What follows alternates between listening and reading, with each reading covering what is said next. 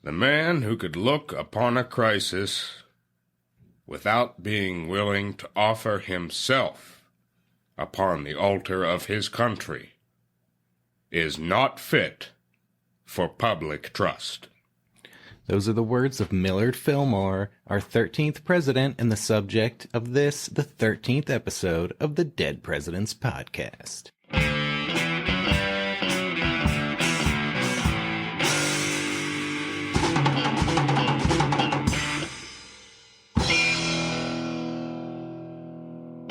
Welcome to the Dead Presidents Podcast. I am your host, James J. Hamilton. And I am your co-host, Stephen Lincoln Douglas. We're coming to you with unlucky number 13, President Millard Fillmore. That's right.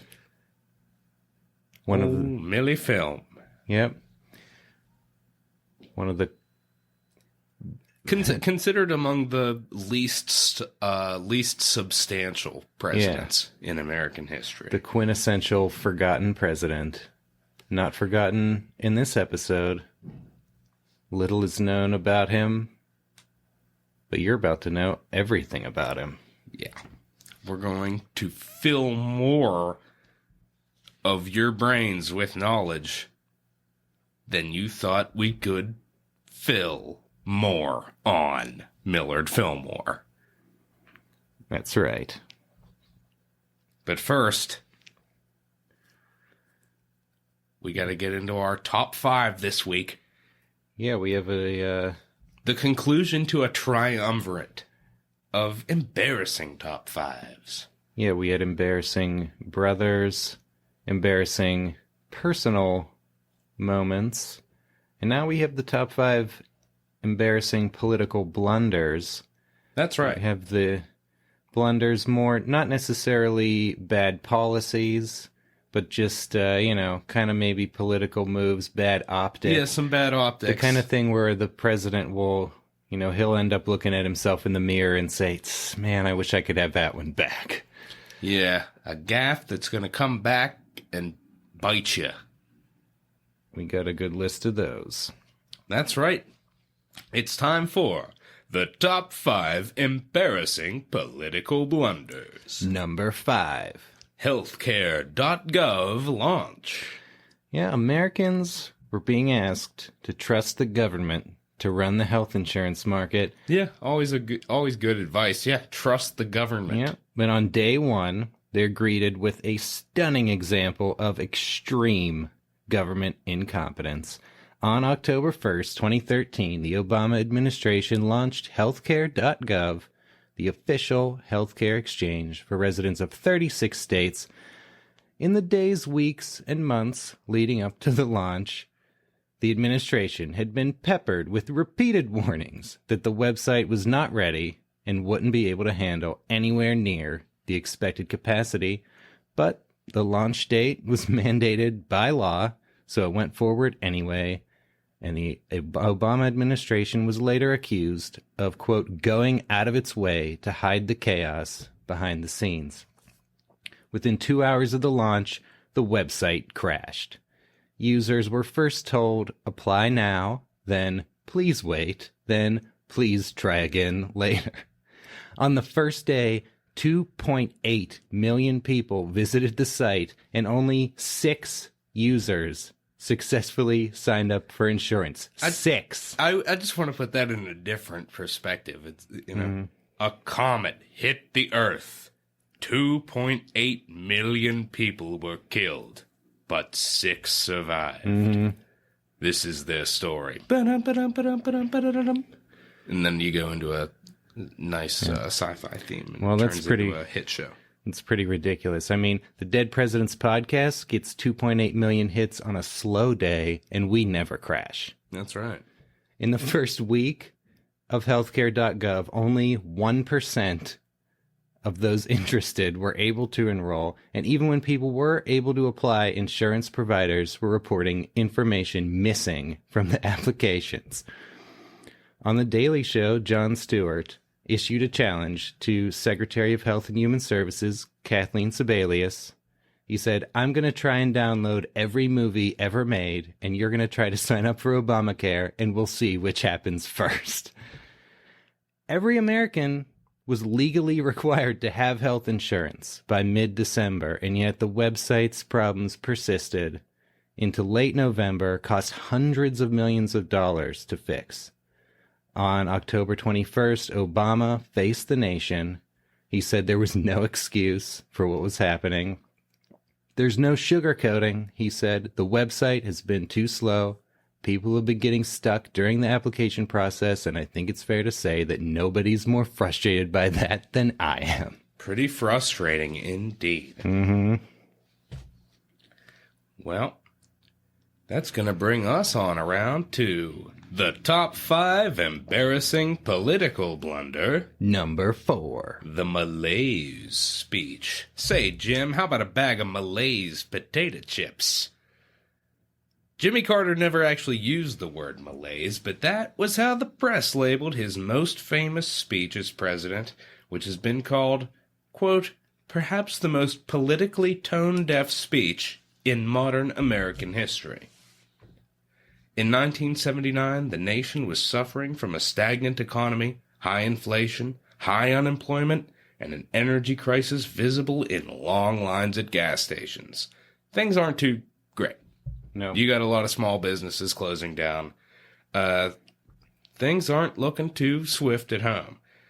So, at the last minute, Carter cancels a planned Independence Day address to the nation and disappears from the public eye. 10 days later, he reemerges to give the nation a very uninspiring pep talk. He said, quote, the threat is nearly invisible in ordinary ways.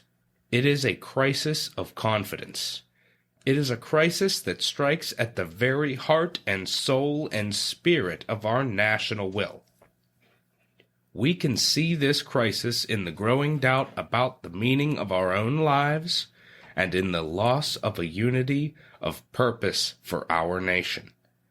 The erosion of our confidence in the future is threatening to destroy the social and political fabric of America. This is not a message of happiness or reassurance, but it is the truth, and it is a warning. He went on, and went on in vain. The Boston Globe said, today the Malaise speech makes for agonizing listening, perhaps the slowest 33 minutes on YouTube. Vice President Walter Mondale had advised against the speech, arguing in a heated meeting that the crisis in confidence was not among the American people, that it was in our own leadership, and that we had to be careful not to appear to be pointing the finger at them rather than at us. Now, Jim, initially the speech was actually pretty well received. In the immediate aftermath, Carter's poll numbers bounce up a little bit. But what happened next? 2 days later, Carter fires 6 members of the cabinet, and it's really starting to look like Mondale called it. Mm-hmm. Carter's speechwriter, Hendrik Hertzberg, said, I do think people were ready to follow in those first days after the speech. And then there was the Cabinet Jonestown. And that's where everybody started to turn against Carter. Thomas DeFrank of Newsweek said, wholesale sacking of cabinet officers usually comes off as desperation, and I think that, plus the speech, it all contributed to the notion of Carter as a floundering leader. I think from that time on, the feeling was that Carter was on borrowed time. Carter's approval rating subsequently tanked, and within months, he was challenged for the Democratic nomination by Ted Kennedy, who got almost 40% of the primary vote. No incumbent since has faced a serious primary challenger. The Republican nominee Ronald Reagan took on a much different rhetorical tone, referring to America as a shining city on a hill. And he would go on to destroy Carter in the general election, winning the Electoral College 489 to 49. Those are Obamacare numbers. Yep. Yeah, I mean, Carter may have been right that there was a crisis in confidence, but it's the leader's job to inspire confidence, and he was doing the exact opposite of that. Exact opposite of that. Pretty embarrassing, but let's see what's in store for us on the top 5 embarrassing political blunders. Number 3. Read my lips. No new taxes. Mm-hmm. And the most prominent soundbite from his speech at the 1988 Republican National Convention, George H.W. Bush made a black and white promise not to raise taxes. Some of his advisors thought the language was too strong. Senior economic advisor Richard Darman crossed that line out in a draft, called it, quote, stupid and dangerous, and felt that it would handcuff the administration. But other advisors thought it was necessary in order to keep conservative support in a campaign that was trying to portray Bush as a centrist. The line stayed in, and Bush said at the convention, "I'm the one who will not raise taxes. My opponent now says he'll raise them as a last resort or a third resort. But when a politician talks like that, you know that's one resort he'll be checking into. My opponent won't rule out raising taxes, but I will. And the Congress will push me to raise taxes, and I'll say no. And they'll push, and I'll say no. And they'll push again, and I'll say to them, read my lips. No new taxes." Bush received a significant boost in poll numbers and favorability ratings after the convention. One pollster said he'd never seen anything like it. Yeah, it's a pretty big deal. It was a big bounce. Bush won the election, but then by 1990, the nation was in a bit of a recession. You got slow economic growth. It's resulting in an increased budget deficit, and the law required harsh, mandatory spending cuts if the deficit was not reduced. And now Bush is caught between a bit of a rock and a hard place. Yeah, he's in a bad situation here. I don't think he realized how bad. Yeah, well, they were counting on, the high growth of the Reagan years. It started to slow down a bit, and they're getting crunched on the budget. Now Bush's advisors are feeling like they're going to have to compromise on taxes. Bush gave a little speech. He conceded that tax increases were on the table in budget negotiations, and the next day's New York Post headline was, "Read my lips, I lied." Ouch. By the time Bush signed off on a budget that included multiple tax increases, his approval rating had already fallen 23 points. It's a big dip. Yep. In 1992, Bill Clinton's campaign ads hammered Bush over his broken promise, and Bush began apologizing for raising taxes, saying he regretted it and should have held out for a better deal. Not a good look in somebody that's the chief executive of the nation. Mm-hmm. Well, that issue was considered a major factor in his failure to win re-election. One Republican strategist described it as, quote, probably the most serious violation of any political pledge anybody has ever made. And another called the pledge the 6 most destructive words in the history of presidential politics. Boom, boom, boom. And that leads us on to another string of words. Yep. That stand in the lexicon of American presidential history. Yep. As we proceed to the top 5 embarrassing political blunders. Number 2. I did not have sexual relations with that woman.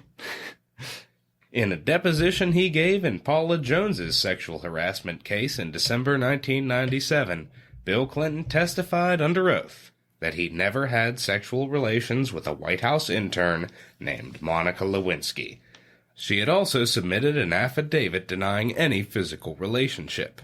As our listeners know from Episode 2's Top 5 Presidential Adulterers, that wasn't true. A little bit of a fib.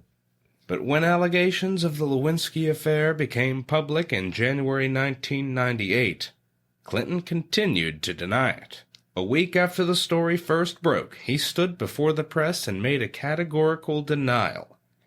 I want to say one thing to the American people.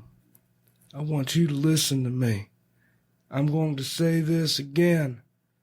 I did not have sexual relations with that woman, Miss Lewinsky.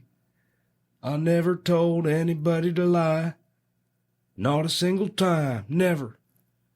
These allegations are false, and I need to go back to work for the American people. What Clinton didn't know at the time was that Ken Starr's independent counsel investigation was already in possession of phone calls secretly recorded by Linda Tripp, in which Monica Lewinsky admitted to the affair and asked Tripp to lie about it in the Paula Jones case. In July, Lewinsky described the affair in grand jury testimony and turned over a now infamous blue dress stained with semen that proved out to be the president's. In August, Clinton was forced to admit the affair to a grand jury and, in a televised address to the American people, admitted that he had lied about it. Clinton was cited for civil contempt and fined $90,000 for his deposition testimony, and his law license suspended, and was impeached for the perjury and obstruction of justice by the House of Representatives. The Senate acquitted him, but the damage to his reputation was done. The scandal became fodder for more late-night joke monologues than any other event in American history.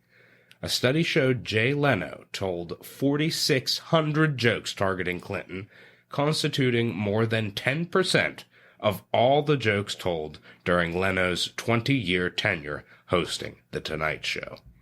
Wow. Have you seen this? Have you heard about this? Everyone saw it and heard about it. Some analysts believe the scandal gave voters Clinton fatigue and led to Al Gore's narrow defeat in the 2000 election. It was a pretty close one. Yeah. You gotta think that had an effect. Indeed.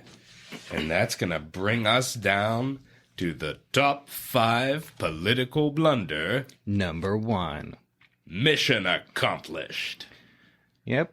The U.S. invasion of Iraq began on March 20th, 2003. By April 9th, Americans had occupied Baghdad. And on May 1st, President George W. Bush landed on the aircraft carrier USS Lincoln in a fighter jet, posed for photos wearing a full flight suit, and gave a speech announcing that major combat operations in Iraq have ended. In the Battle of Iraq, the United States and our allies have prevailed. Now, Bush also said, "We have difficult work to do in Iraq, and our mission continues." But behind him was a prominent banner that said, "Mission accomplished." When the Iraq War soon degenerated into a protracted and bloody insurgency, that banner became the iconic symbol of Bush's folly. It was mocked across the world, including on Saturday Night Live, The Simpsons, Arrested Development, Scrubs, and The Daily Show. Everyone's taken a bite out of him. You see, only 104 Americans had died in Iraq at the time of the mission accomplished speech, but more than 4,000 would die after it. In October 2003, the cover of Time magazine said, "Mission not accomplished." He could have come up with a better title. They should have put, like, bullet holes and stuff in the sign behind him and make it say misled. Yep. Well, I bet somebody did that, actually. Probably. The Bush administration later... That sounds too good for me to have just come up with. Yeah. Sorry. The Bush administration later claimed that it had nothing to do with the banner, that it was the Navy's idea, and that it didn't refer to the war generally, but only to the mission of that particular aircraft. Oh, well, they were just having a personal party, that's all. The press secretary, Dana Perino, said President Bush is well aware that the banner should have been much more specific, and said, "Mission accomplished for these sailors who are on this ship on their mission." But they would have had to pay for each letter. Yep. She said, we have certainly paid a price for not being more specific on that banner. Should have paid for each letter. The defense secretary, Donald Rumsfeld, had revised a draft of Bush's speech to remove the phrase, "mission accomplished." And he later said, They fixed the speech, but not the sign. On his way out of the White House in January 2009, Bush admitted, quote, clearly putting mission accomplished on an aircraft carrier was a mistake. Clearly. And it's rare that a president will outright admit to a mistake. Yeah, that's true. This one was pretty obvious. Now, Jim, we lived through 3 of these. Mm-hmm. So we could actually remember and comment exactly what was going on in the news at the time and how it was being handled on TV and all this and that. Yeah, I think this top 5 is, tilted towards more modern, given the more modern media and, how much the president is out there. Yeah. You may be wondering, where's our 45th president on this list? Well, as of the time of this recording, we're only, we're less than 6 months out from him leaving office. And, from a historical perspective, maybe too early to determine whether he ever made any blunders. Or just to choose between them. Right. You may consider his entire presidency an honorable mention.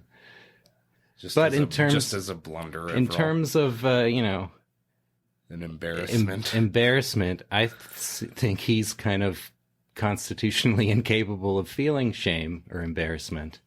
A special new term.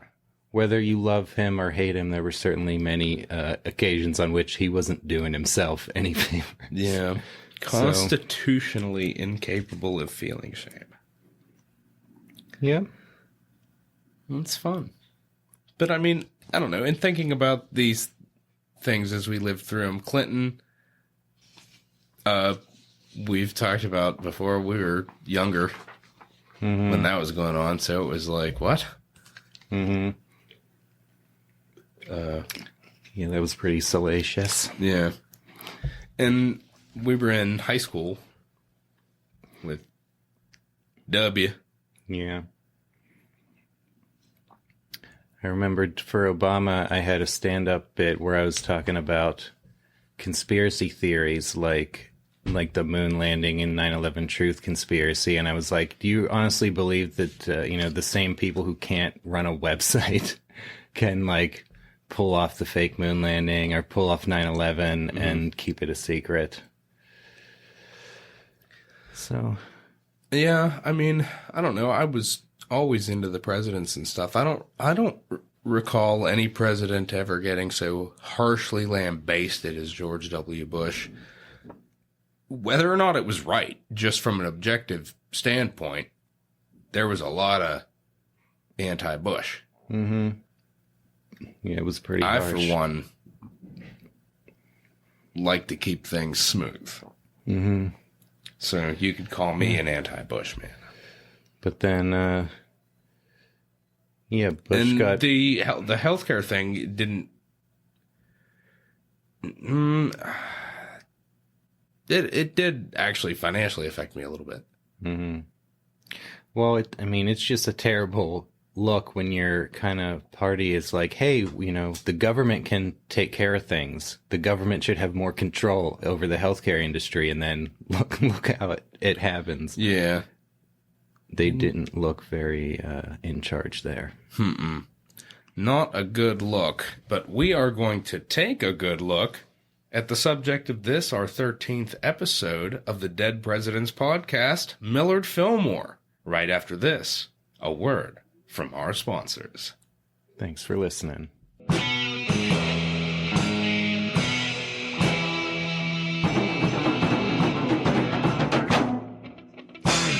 Dead Presidents Podcast is brought to you in part by H.F. Bailey's Gothic Hall Bowling Saloon.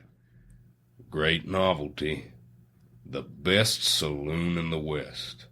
Proprietor H.F. Bailey has rented from Mr. Mason the Gothic Hall Bowling Saloon for the summer season. The location and ventilation is such that there is always a good current of air passing through the saloon in the hottest weather. Gentlemen visiting this saloon will find order and regularity such as will not be offensive to any gentleman. Mrs. Bailey the most beautiful and graceful bowler in the world, will be in attendance. Listeners, Gothic Hall Bowling Saloon is a classy joint. Unlike a lot of bowling saloon proprietors, H.F. Bailey doesn't tolerate any disorderly riffraff causing a ruckus. If that's not enough to get gentlemen in the door, H.F. Bailey's own wife, the gorgeous Mrs. Bailey, will be on display as eye candy. Who knew a woman so fine could throw a bowling ball so well? You gotta see it to believe it. That's a message from our sponsor, H.F. Bailey's Gothic Hall Bowling Saloon. We're also proud to be sponsored by Thomas Seaver, who publishes this important notice. Whereas my wife Deborah has left my bed and board without any provocation, this notice is to forbid any person harboring or trusting her on my account, as I shall pay no debts of her contracting after this date, for I have made ample provision for her support. Listeners, watch out for Deborah Seaver. She deserted her poor husband Thomas for no apparent reason. He gave her no provocation, provided her ample support. I don't see how she could even begin to defend herself here.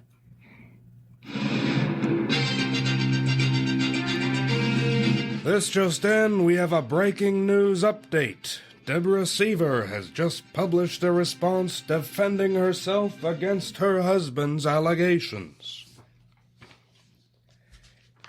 It has become my painful duty to state to the public more facts in regard to a notice lately published. I publicly deny leaving my board without cause, and that cause in the first instance was the rum jug. What have I not suffered by that demon of destruction? For years I have striven in vain to induce my companion to abandon the use of intoxicating liquors. I have suffered abuse in every shape that human ingenuity, with the assistance of that child of hell, could invent, and in the last instance forced from my home with abusive threats and violent blows, from a home that I toiled unceasingly for many years to acquire. It is stated that I left my bed and board. I was sent to the neighbors for a short time, and when I returned, my bed was gone, carried away and hid, and I forbidden to enter the house. What I have suffered since that time I will not attempt to describe. Turned from my home by the companion of my youth and his instigators upon the cold charities of an unfriendly world, publicly posted to the ridicule of the public. If such treatment can receive public sanction when the facts are known, what will not the community believe? I deny the charge laid before me in the former notice, and forbid all and everyone from trusting or believing that or any other false accusations which may hereafter be presented to them. And I would warn all to beware how they indulge in intoxicating drinks, for ye know not the evil thereof. Listeners, we retract our earlier publication of Thomas Seaver's scurrilous defamation of his innocent wife.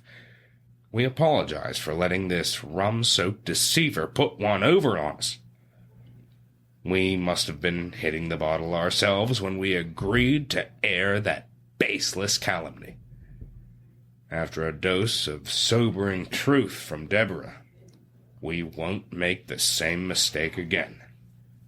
This has been a message from our sponsor, the vindicated Deborah Seaver. Now an important message from our sponsor, P. Woolfolk Jr. Rum, rum, rum. Large quantities of superior old rum for sale by P. Woolfolk Jr. at 180 Broad Street. Listeners, P. Woolfolk Jr. is a one-stop shop for your own personal demon of destruction. Mosey on down to 180 Broad Street and get in line behind Thomas Seaver for a taste of rum so good, it's worth losing a spouse over. That's a message from our sponsor, P. Woolfolk Jr. Listeners, if you're drunk right now and your significant other won't stop nagging you about it, hit us up on Twitter at DeadPresPodcast, where you can learn more about our sponsors and see their original ads published in newspapers during Millard Fillmore's presidency. And now, back to the show.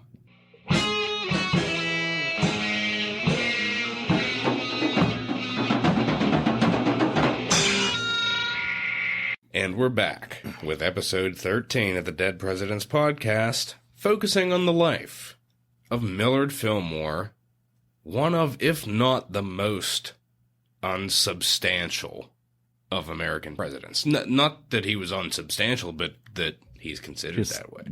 One of the most obscure. Yeah. With kind of a funny name. Just a very dismissive attitude toward him. Pretty much, people might just know him for his name. Yep. Well, speaking of his name, he was born in the year 1800 in a log cabin.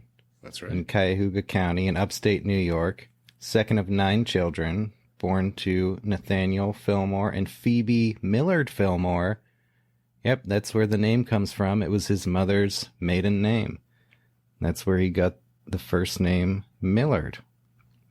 It's going with 2 last names. Mm-hmm. Sometimes it works, sometimes it doesn't.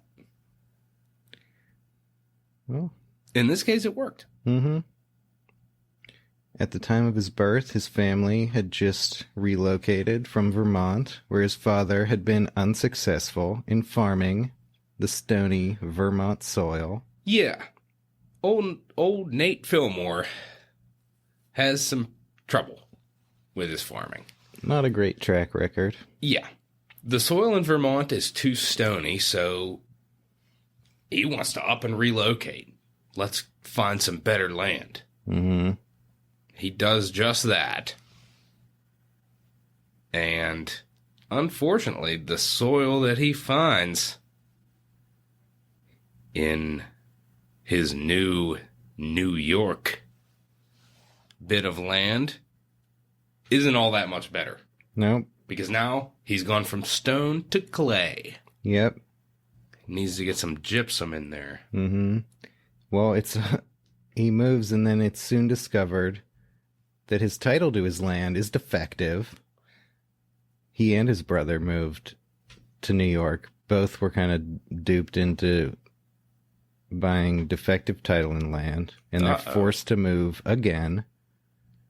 Nathaniel became a tenant farmer. The family moved several times during Millard's childhood. A childhood that has been described as, quote, one of hard work, frequent privation, and virtually no formal schooling. That's right. He's going to grow up doing farm work. Mm-hmm. And then at age 14, his father apprenticed him to a cloth maker. He absolutely hated it and quit. But his father apprenticed him to another cloth maker where he worked for several years. Yep, a very humble beginnings. Yeah. Of a president. His life maybe started to take a little turn a bit when he was 17 years old, and a library opened in his community. That's when he became a voracious reader. That's right. Fillmore ends up becoming a pretty serious bibliophile. Mm-hmm. And in his early years, I mean, you're up until the time he was 17, maybe the only book at home was the Bible. Yeah. He's got nothing to read, has a very limited education. But then the library opens up a whole new world of knowledge to him, and he dives right in. He begins studying the dictionary to improve his vocabulary, reading everything he could get his hands on. Yeah. He's taking it pretty seriously. Mm-hmm. The guy's reading the dictionary. Yeah. It's pretty baller. Mm-hmm. At the age of 19, he finally enrolled in a school in New Hope, New York, where he was the oldest student. He was only 1 year younger than his teacher, Abigail Powers. That's right. Fillmore's passion for knowledge soon evolved into a passion for his teacher, and he and Abigail fell in love. Yep. Millard Fillmore got it bad. He got it bad. He was hot for teacher. He looked at Abigail and he said to himself, "Oh, have mercy." Well, Abigail was hot for him, too. She was the daughter of a Baptist minister. She and Fillmore had a 6-year courtship. Well, I guess he wasn't so hot and heavy with the have mercy. Well, he did have mercy. Mm-hmm. Shit. Well, like many men of his time, he had to establish himself in a career before he got married. And it wasn't till 1826 that they got married. She continued to work as a teacher until their son, Millard Powers Fillmore, was born in 1828. Their daughter, Mary Abigail Fillmore, soon followed. Abigail shared her husband's love of books. They worked together to amass a personal library of 4,000 volumes. Pretty nice library. Some shared bibliophilia. As First Lady, she obtained congressional funding for the first permanent White House library. A nice First Lady achievement. Mm-hmm. So, as you stated, Fillmore's got to have a successful career if he's going to settle down and get married. Yeah, we got a little ahead of ourselves being so hot for teacher, but Fillmore, he's got to get himself a career first. That's right. And he decides on law. In 1819, his father had arranged for him to study law under Judge Walter Wood. And to continue his studies, Fillmore had to buy himself out of his clothmaker apprenticeship, so he worked as a school teacher and borrowed money from Wood, who promised him paid work. He studies and works there for 2 years. Now, Wood's a bit of an autocrat. Mm-hmm. So he says to Fillmore, don't do any legal work whatsoever outside of my office. Period. But Fillmore's not making bank. No, he's got nothing to live on. Basically, the best thing Wood did for Fillmore was allow him access to his library. Yeah, that was the big thing studying law at the time. You need somebody who can show you and the this books. is where Fillmore, the bibliophile, truly is born in the law offices of Judge Walter Wood, because he's pouring through all of these law books. Mm-hmm. And that just seems an unfair thing to ask Fillmore, because he needs bank. Yeah. He's on starvation wages here. That's right.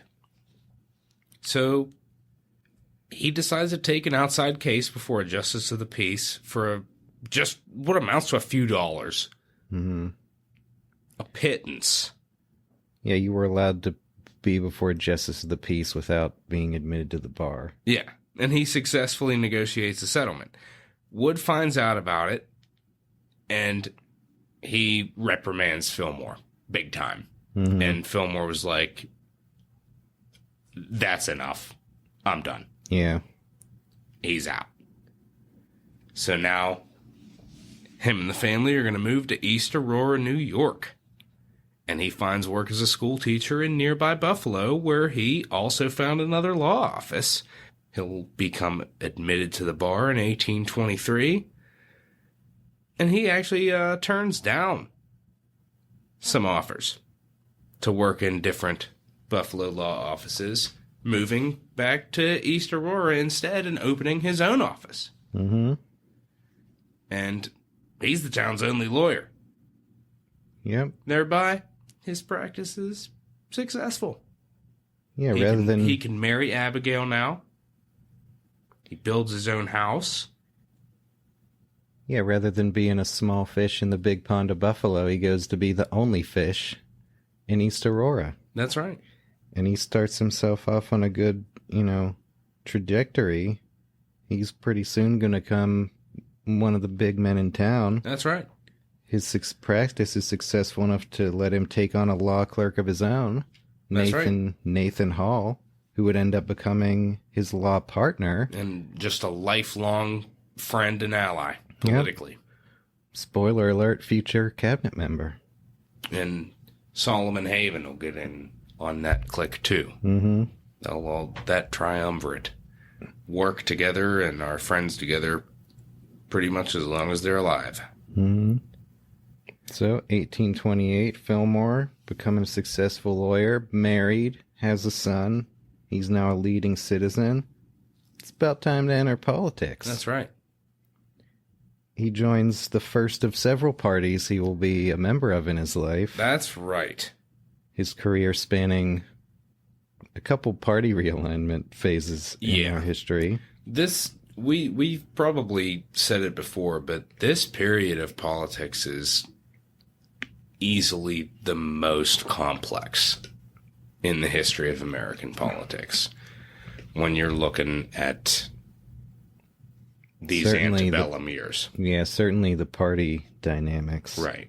Yeah, there were two phases where the party system broke down and reconstituted, and kind of in between there's a free-for-all. Let's give our listeners a little brush up on how things have gone here. Yeah, well, we had starting at the beginning, we have the Federalists and the Jeffersonian Republicans. Then and following, they have a split. Yeah, and the Federalists seem to pretty much die out, as we've stated, with the exception of Chief Justice John Marshall holding court. Mm-hmm. Well, yeah, but around the Monroe administration, after the War of 1812, the first party system kind of broke down. There wasn't really a lot of formal parties. Right. And then... hence limited opposition for his... well, virtually no opposition for his re-election. Yep.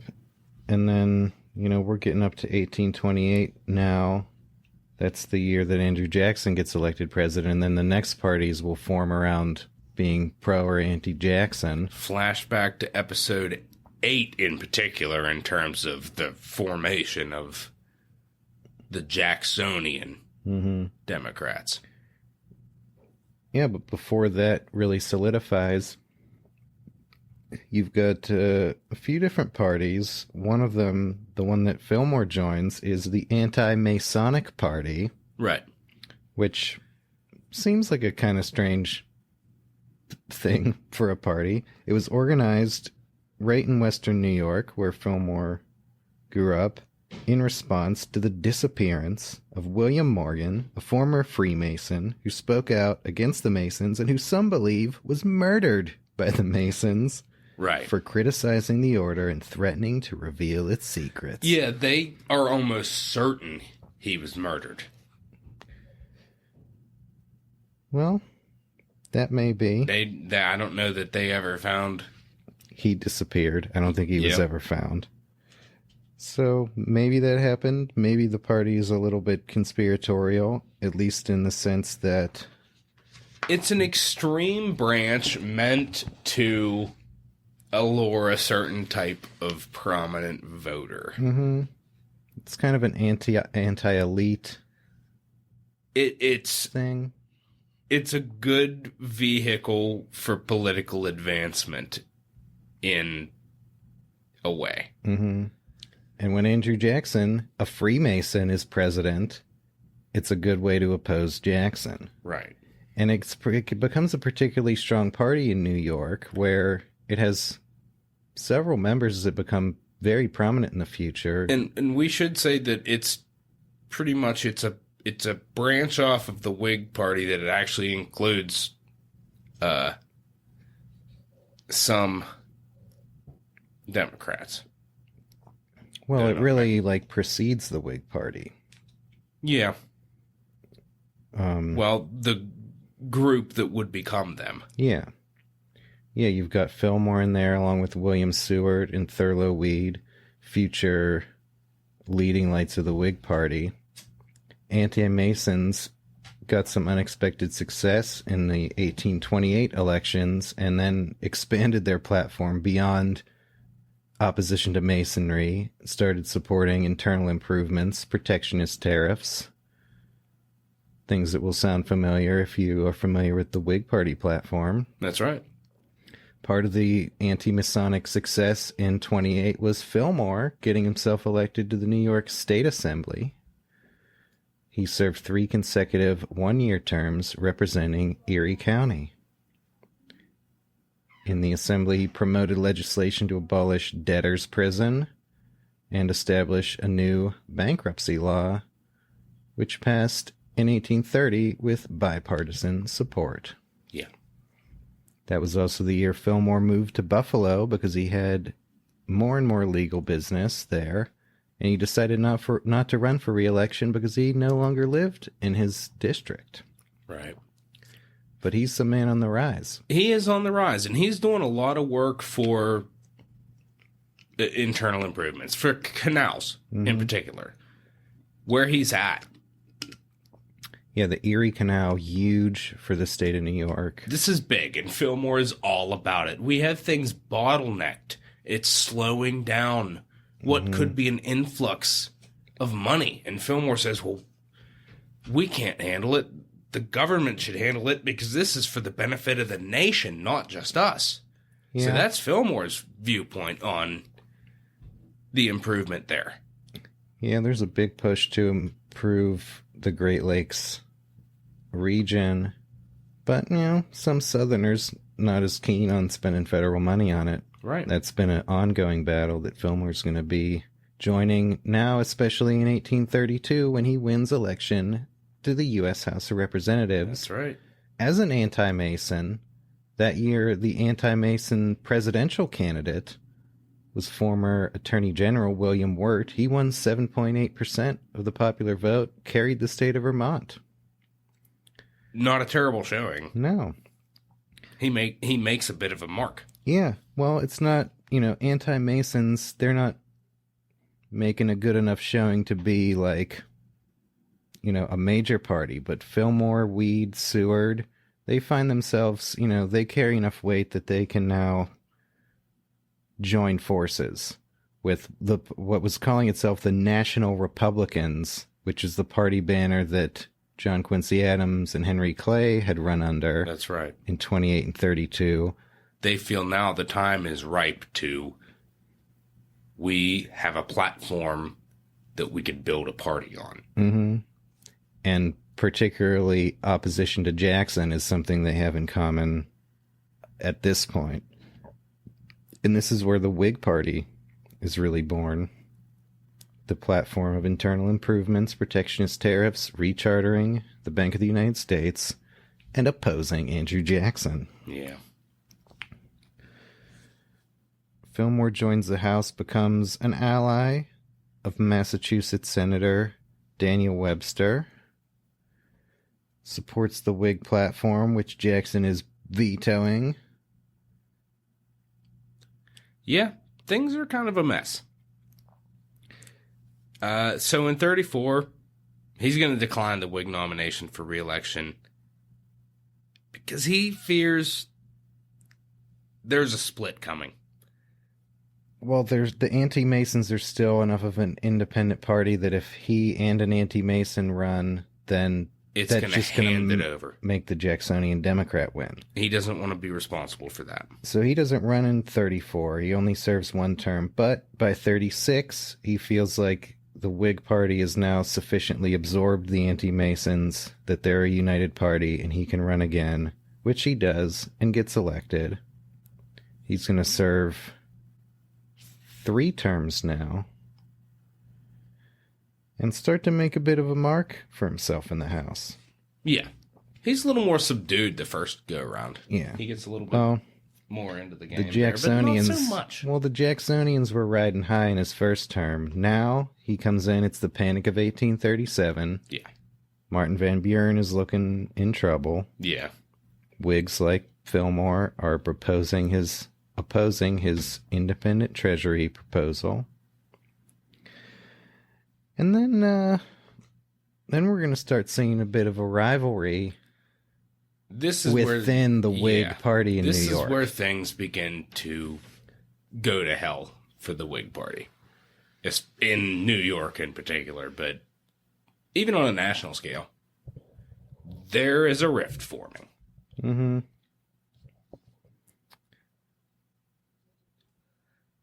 Well, Weed has a problem. Yeah, Thurlow Weed, we mentioned him before. He's a newspaper publisher. Yeah. He's really kind of like a party machine boss in New York. and his protege and ally is William Seward. Yeah. Later Secretary of State under Abe Lincoln. And they're the rivals of Fillmore for control of the New York Whig Party. Yeah, necessarily or not, Weed sees trouble with Fillmore and decides, well, we're going to put an end to that. Mm-hmm. Well, you know, part of what's at stake is control of patronage. Whoever controls the party gets to dole out jobs to their supporters. It's very lucrative jobs. Very powerful and lucrative thing to hold.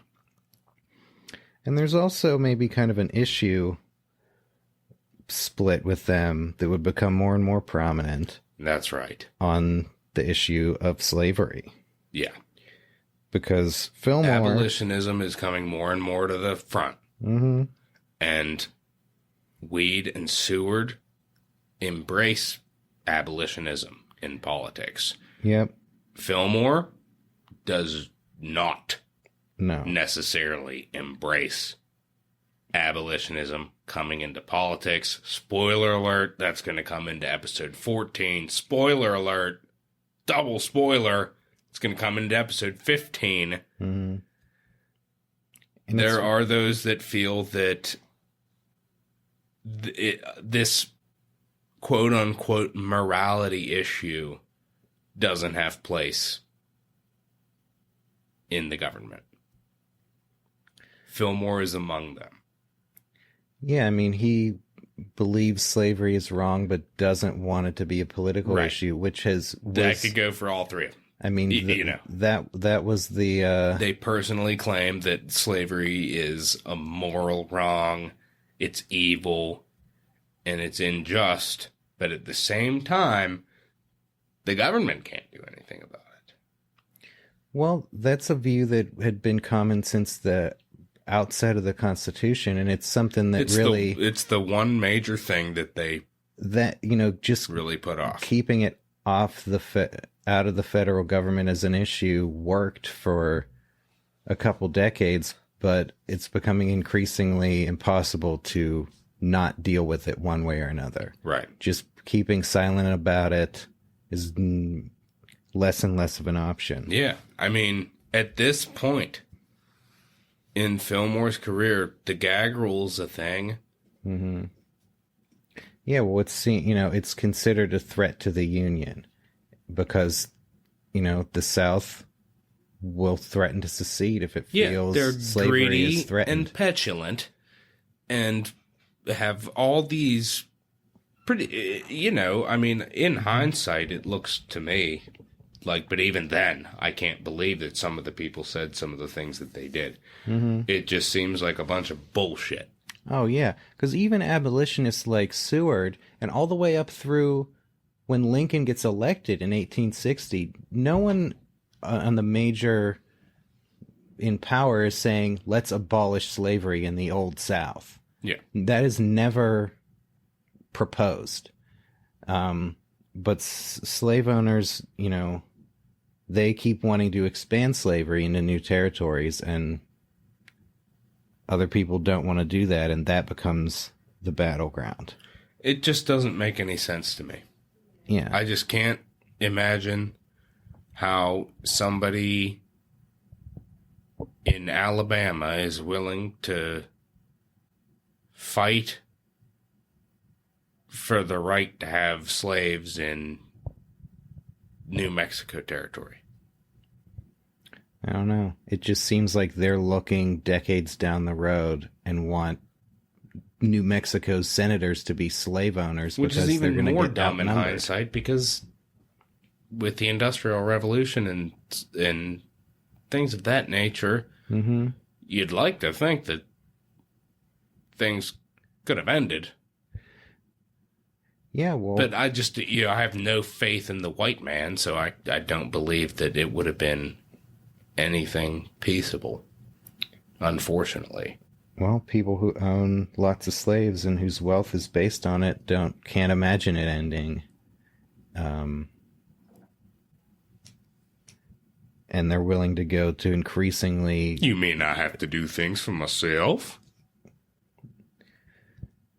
No, you just have to pay your workers. Well, and yeah, and that brings us back to, even in episode 1 we mentioned that a lot of these cats were land rich and cash poor.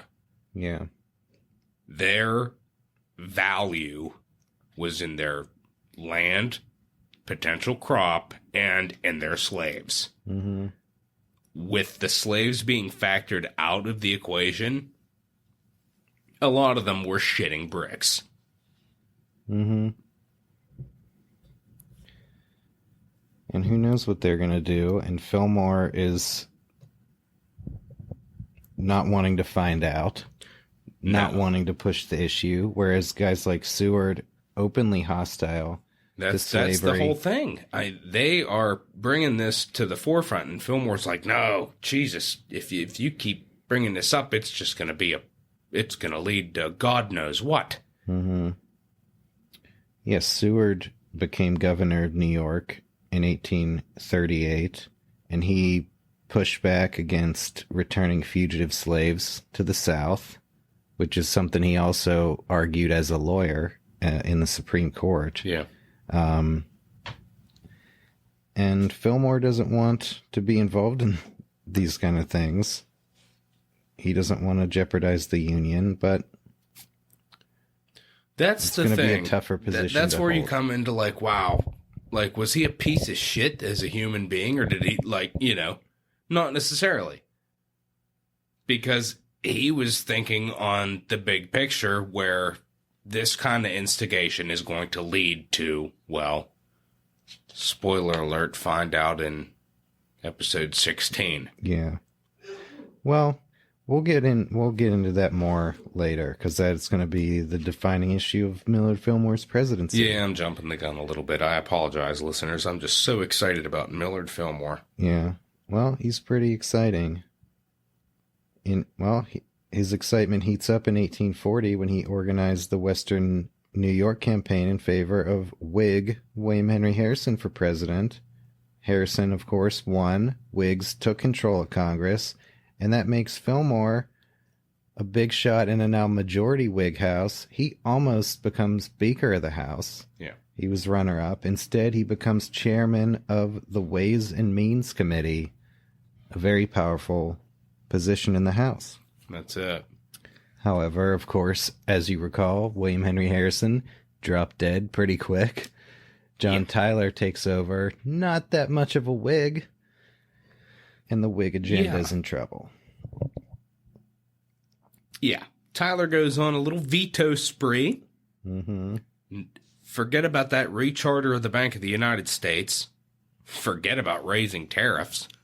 Well, Millard Fillmore's not going to forget. No, he's not, because he's chairman of the Ways and Means Committee. He's taking charge of the tariff issue, and he's determined to get it passed. The compromise tariff of 1833 had gradually reduced tariff rates down to 20%, and American industries, they're feeling a little bit threatened. You got European competitors out there. Whigs are thinking, let's bump this to 40%. But that increase is coupled with a continuation of a program of distributing some tariff revenues to the states, and Tyler is just going to outright object to that. He says the federal revenue is already low because the nation is still recovering from 1837 and that panic. Such a tariff that is being proposed here, you're getting into, well, that's a protectionist tariff. You got two sides of the ball here. Yeah, really, Democrats and Southerners would stomach a revenue tariff. Right. You need to raise revenue for the government, that's fine. But if you're just trying to, protect certain industries, most of which are only in the North, they're not stomaching that. And with the redistribution of revenues to the states, it's harder to argue that it's about revenue at all. Right. So Fillmore goes ahead and removes the distribution to the states part out of the tariff, getting rid of the thing Tyler objected to, Right. and kind of putting him in a spot where he's kind of forced to sign it. Yeah. He's not too thrilled about it, but Fillmore backed him into the corner. Yeah, the Tariff of 1842, perhaps Fillmore's crowning achievement in the House, gave Whigs their high tariff, and it alienated Democratic support for Tyler. Fillmore does something kind of seemingly kind of strange here. And he declines to run for re-election to the House. Yeah. He has a safe seat and an influential chairmanship. Yeah, it's kind of like, what is he thinking here? Well, I don't know. I think he was a little bit sick of battling against Tyler. The Whigs threw him out of the party, and he's got 2 kids at this point. Yeah, he wants to... He thinks maybe he can do more good in New York State. So, he refuses to run for re-election. Heads back to Buffalo, where he resumes his law practice, renovates his home. Yeah, and it's one of those, is that a good or bad thing? Because forever going on from this point, Weed is going to be suspicious of Fillmore and considers him a viable opponent for control of New York State Whig politics. Fillmore's back home. Yep. And he's done okay here. Yeah, he's a pretty respected guy. Yeah, he's a little too respected for comfort. Weed might think he got a little bit too big for his britches. Mm-hmm. And he's a little bit scared. Yeah, well, let's see how that fear plays out, because Fillmore, he's going to feel the tug of national politics a little bit still. In 1844, he's got his eye on the vice presidential nomination under Henry Clay, who's running for president. They need a Northerner to balance the ticket. Who better than Millard Fillmore? Well, Thurlow Weed might think William Seward. Yeah. But Seward doesn't really make it that far. He withdrew his name before the convention, but not enough power. They're still not going to... In the vice presidency. Yeah, Weed still doesn't want Fillmore in there. No, he doesn't want Fillmore in there, but he thinks that Seward is better placed where he's at. Mm-hmm. For the time being. Yeah, but it's going to be... How's Fillmore going to get the vice presidential nomination if he can't even get his home state behind him? That's his problem, because Weed at the convention tells other states that the New York Whigs would prefer to have Fillmore run for governor. So his own home state basically kills his chances. Right. And he finished third in the vice presidential nomination. And he's being shoehorned into running for governor, which he's not really too thrilled about. He's not too keen on it. But he gets nominated by the Whigs in New York for governor anyway, and feels like he has to accept. And this is maybe not an auspicious time to run as a Whig for governor of New York. That's right. First of all, the Democratic nominee is Silas Wright. Pretty substantial figure. Yeah, big time Van Buren boy. Van Buren gang. He's a guy who probably could have been nominated for president that year, but he turned it down because... That's right. His boy Van Buren was being shunted out, and he didn't want to step on Van Buren. And then he also... If we didn't note that in episode 11, we should have. Yeah, I think it's in there. Wright also declined the vice presidential nomination, but he's going to go for governor. And he's going to beat Fillmore. Yeah. And James K. Polk's also going to beat Henry Clay in New York. Yeah. The New York Democrats are garnering a lot of support from the state's increasing immigrant population, and Fillmore blamed his defeat on, quote, foreign Catholics. Ouch. Fillmore also lamented Polk's election as president. saying, "May God save the country, for it is evident the people will not." Yeah. He's not too thrilled at this point. And you see another split coming in the Whig Party. Mm-hmm. Another branch in the direction of a singular object that they feel that they could erect a party platform on. Thurlow Weed, his mindset seems to be, it's easier to unite people on one issue and then incorporate a platform around it and start a whole new party than to bind the wounds that exist between these party factions and keep going. Mm-hmm. It's getting more and more to that point. Yeah, well, we're getting more and more to the point where both parties, the Whigs and the Democrats... Oh, yeah, I'm not trying to take away from the fact that there's a lot of Democratic splitting going on.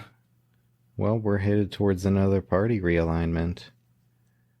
Meanwhile, Fillmore looks on in dismay as Polk dismantles his beloved Tariff of 1842, vetoed the Rivers and Harbors Act that was an internal improvements bill, would have provided substantial benefits to Buffalo in particular. Yeah.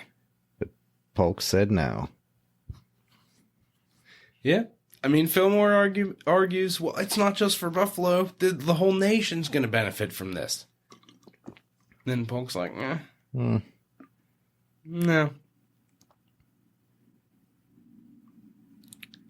A recurring theme. There it is. Madison, Monroe, Yeah. Jackson, Polk, all vetoing internal improvements. That's it.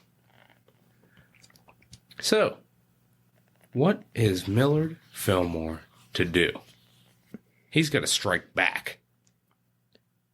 Yeah, he's going to start to come back at the Weed-Seward faction in New York. Gets his preferred gubernatorial candidate, John Young, the Whig nomination over the Weed candidate. John Young becomes governor of New York. Yeah. That's a win for Fillmore. That was 1846. He also, that year, helped found the University of Buffalo and became its first chancellor, a post that he would hold for the rest of his life. That's right. Another win in his favor. Indeed. And then in 1847, there's a new state constitution in New York which provides for direct election of some previously appointed offices, including the state attorney general and state comptroller. And with all his financial experience as chairman of Ways and Means Committee, who better than Millard Fillmore to be comptroller? Yeah, he's a natural choice. And he's going to win the general election by 38,000 votes. That is the widest margin of a victory of a Whig leader that New York would ever see. Mm-hmm. So, he's the comptroller. Does he Scrooge McDuck it and dive into piles of money? Maybe not. But he did stabilize the currency by requiring state-chartered banks to hold state or federal bonds equal to the value of the banknotes they issued. Pretty sound. Indeed. The comptroller also served on the state canal board, where Fillmore obtained an expansion of Buffalo's canal facilities. Getting some internal improvement on the state level. Yeah. James K. Polk's not ponying up. Still trying to help out this bottleneck situation in the harbors up there. Mm-hmm. So, Fillmore's riding pretty high at this time. He's not doing too bad. 1848 elections rolling around. How about that vice presidential nomination? That's again? right. He's going to hearken back to it. Yeah, this time the Whigs are nominating for president General Zachary Taylor, Mexican war hero, who had no political experience, saw himself above party politics, only just recently made a lukewarm declaration that he was in fact a Whig. But he's a Louisianan and a slaveholder, so once again, a Northerner is needed to balance the ticket. Right. That is absolutely integral. Mm-hmm. He's a good candidate, but that is going to be enough to turn people off unless you got some kind of Northerner on the ticket that, is not radically anti-slavery, but maybe leans in that direction. You need somebody who's acceptable in the North and the South, somebody who's not all that controversial. Maybe Millard Fillmore fits the bill. Millard Fillmore kind of fits the bill. He's one of several leading candidates, who included Abbott Lawrence of Massachusetts, Thomas Ewing of Ohio, and not only Fillmore, but also William Seward in New York, trying to get in on the mix. Yeah. Now, Fillmore has had a friend for some time in politics that we're going to get to here in a second. Mm-hmm. I just want to go back and say that when this individual first met Fillmore, Fillmore made a really good impression on him. And he secured Fillmore the right to try cases in front of the Supreme Court. That man is none other than, on one side you might call him godlike Daniel, on the other side you might call him Black Dan. It's Daniel Webster. Mm-hmm. Him and Fillmore are mates. They're tight. They're buddies. They're friends from the House Early of Representatives. On in Fillmore's Washington political career. Yeah, and Daniel Webster, of course, of Massachusetts, not a fan of Abbott Lawrence of Massachusetts, who's in the vice presidential running race. That's not going to help Lawrence. And then you got Thomas Ewing of Ohio. He's looking like a good candidate, but his candidacy ends when a rival of his in the Ohio delegation tells the convention that Thomas Ewing doesn't want to run. That's false, but he says he wants his name out, so Thomas Ewing is withdrawn. Yeah. He remained salty about that for the rest of his life. Well, yeah. And then Seward's not looking too good either. He's too much of an abolitionist for the Southern Whigs. That's it. Seward is never going to get that Southern vote, and that is necessary. Mm-hmm. So he is far too aligned with the abolitionist cause at this point. So it's looking pretty good for Fillmore, but he's once again got problems in his home state because Weed and Seward don't want Fillmore to get the nomination. No, because I think, again, I would say that they both think that Seward is doing more effective work where he's at for the time being, not in the... Well, not in the vice presidency. Well, yeah, the vice presidency...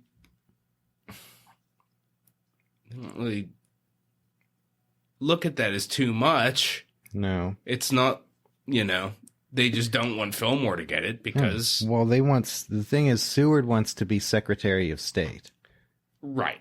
And if a New Yorker is vice president, then a New Yorker's not going to get the top cabinet position. The cabinet got to be geographically balanced. And if there's no New Yorker's not vice president, then a New Yorker's the prime candidate for Secretary of State, and William Seward sees that as himself. So it's more than a dislike of Millard Fillmore. It's that, well, shit. There's only one. I can actually get a really powerful position. There's only one spot for a New Yorker, and they want to kill Fillmore's chances. So Seward and his allies start supporting Abbott Lawrence. But then you got John Collier. He's an anti-Seward New Yorker, friend of Fillmore.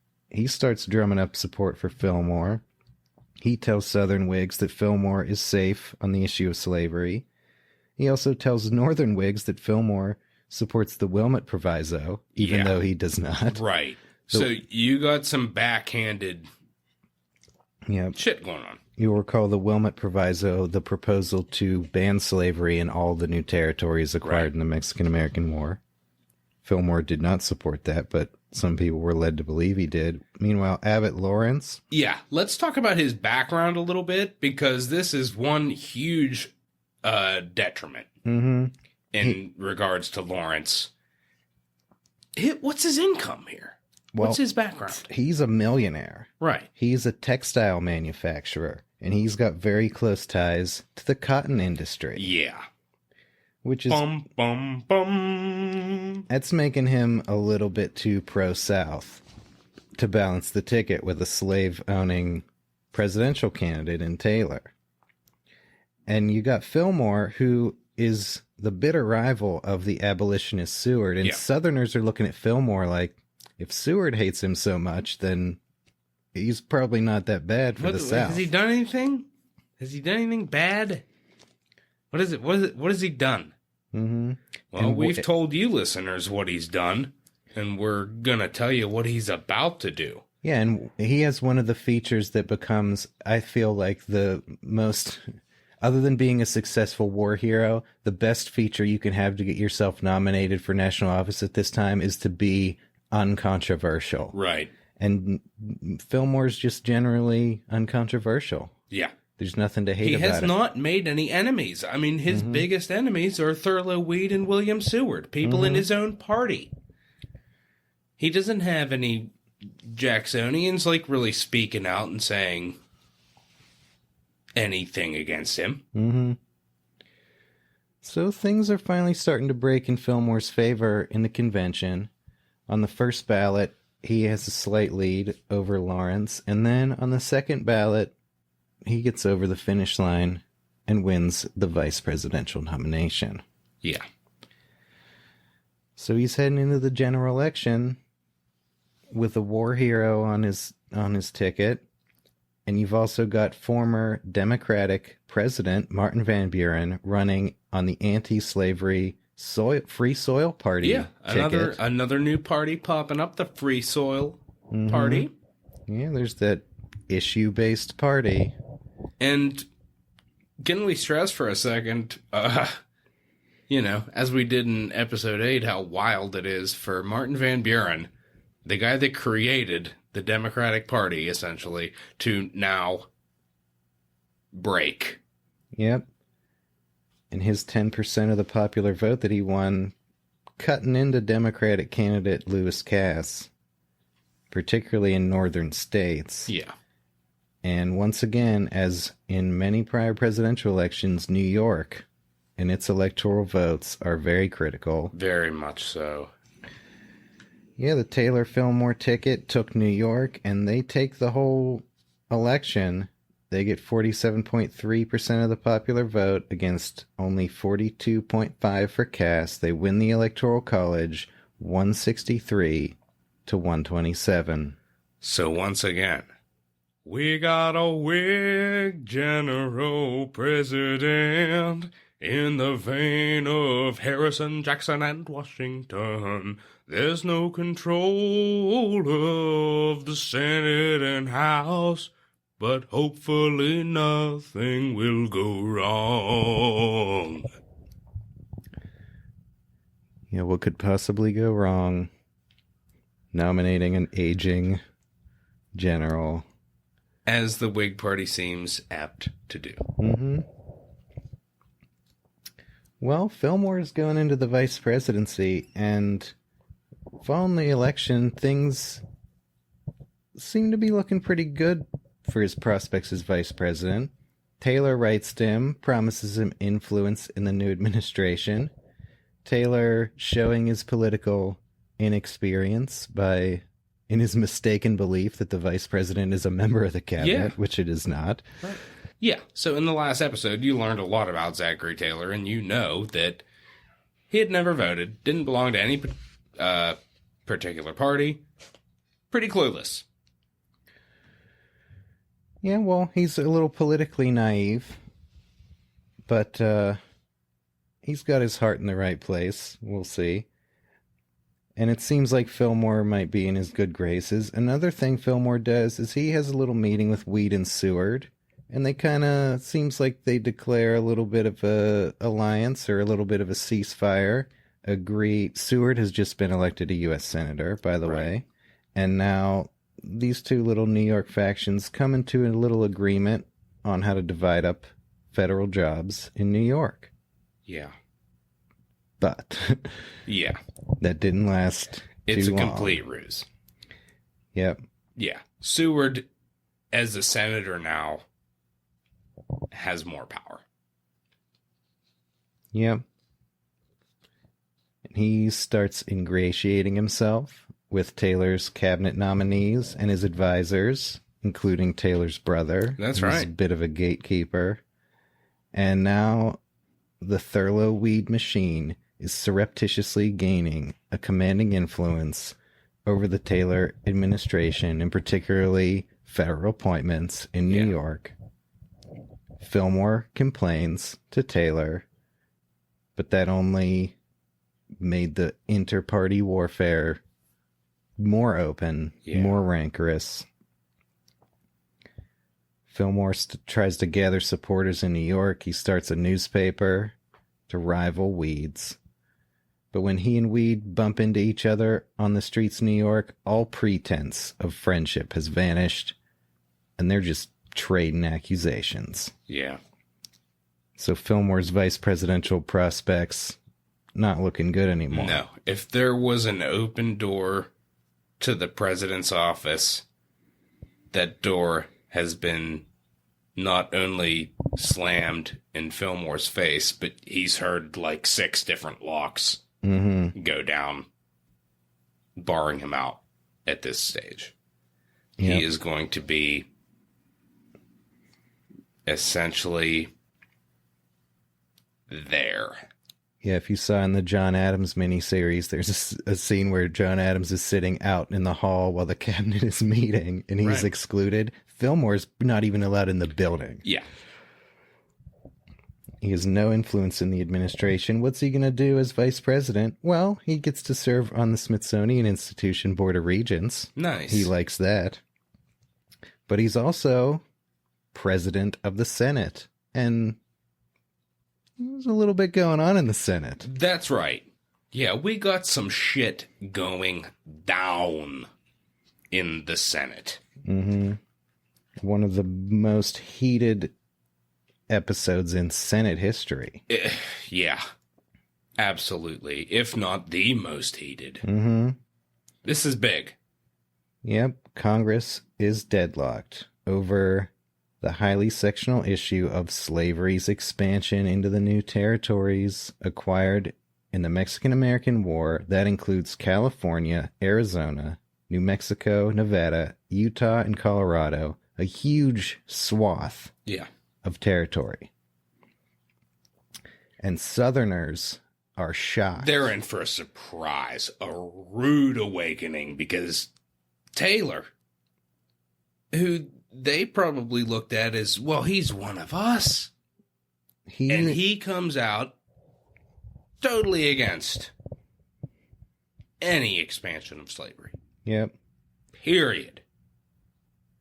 He believed that slavery is ill-suited to that southwestern terrain and that it's therefore unnecessarily divisive to try to force it out there. Which, in my opinion, seems like a pretty good argument. Yeah. Especially when it's coming from A, a slave owner, and B, a guy who's been out in that territory. Exactly. It's not like some... I've said it before. This argument that these Southerners make all during these times, it's just the most petty bullshit non-argument. Yeah.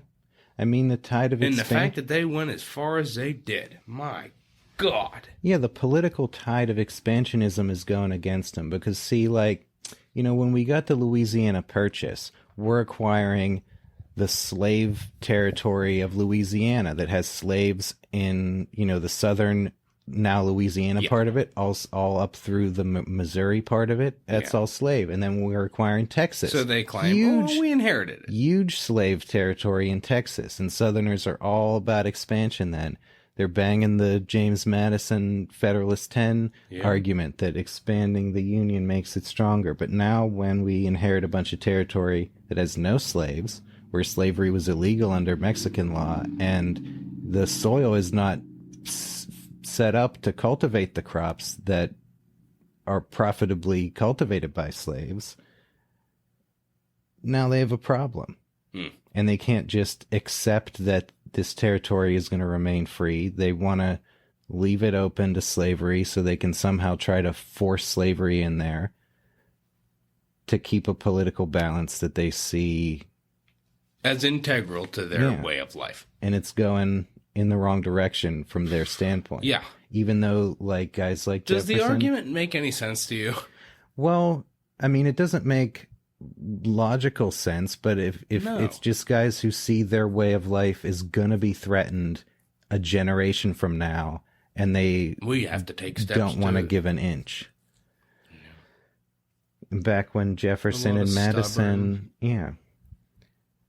Jefferson and Madison and guys back then who recognized that slavery was wrong and eventually needed to end, they didn't do anything about it, but I guess they had the luxury of living in the era where the silence of it could still be maintained. Yeah. Now we're past that era, but these guys... What do you think they could have done outside of just emancipating their own slaves? Yeah. Could they have taken any steps beyond that? Probably not, even with the weight they held.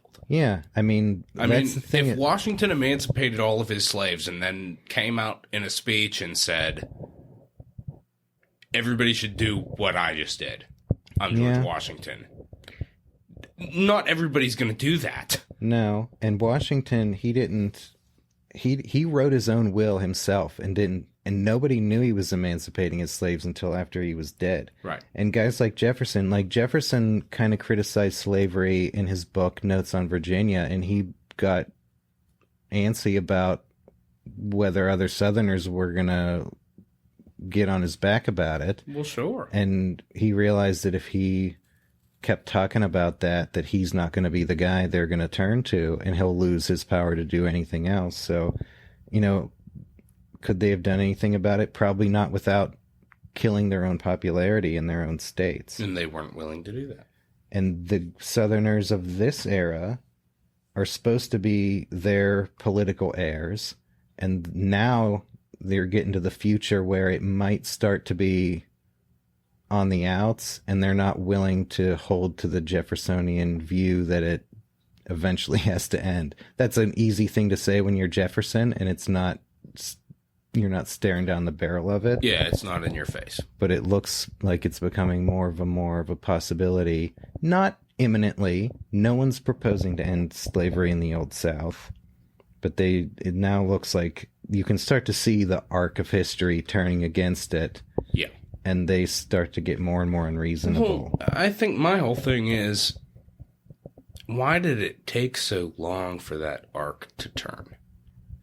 Well, Northerners... Economically? I mean, is that it?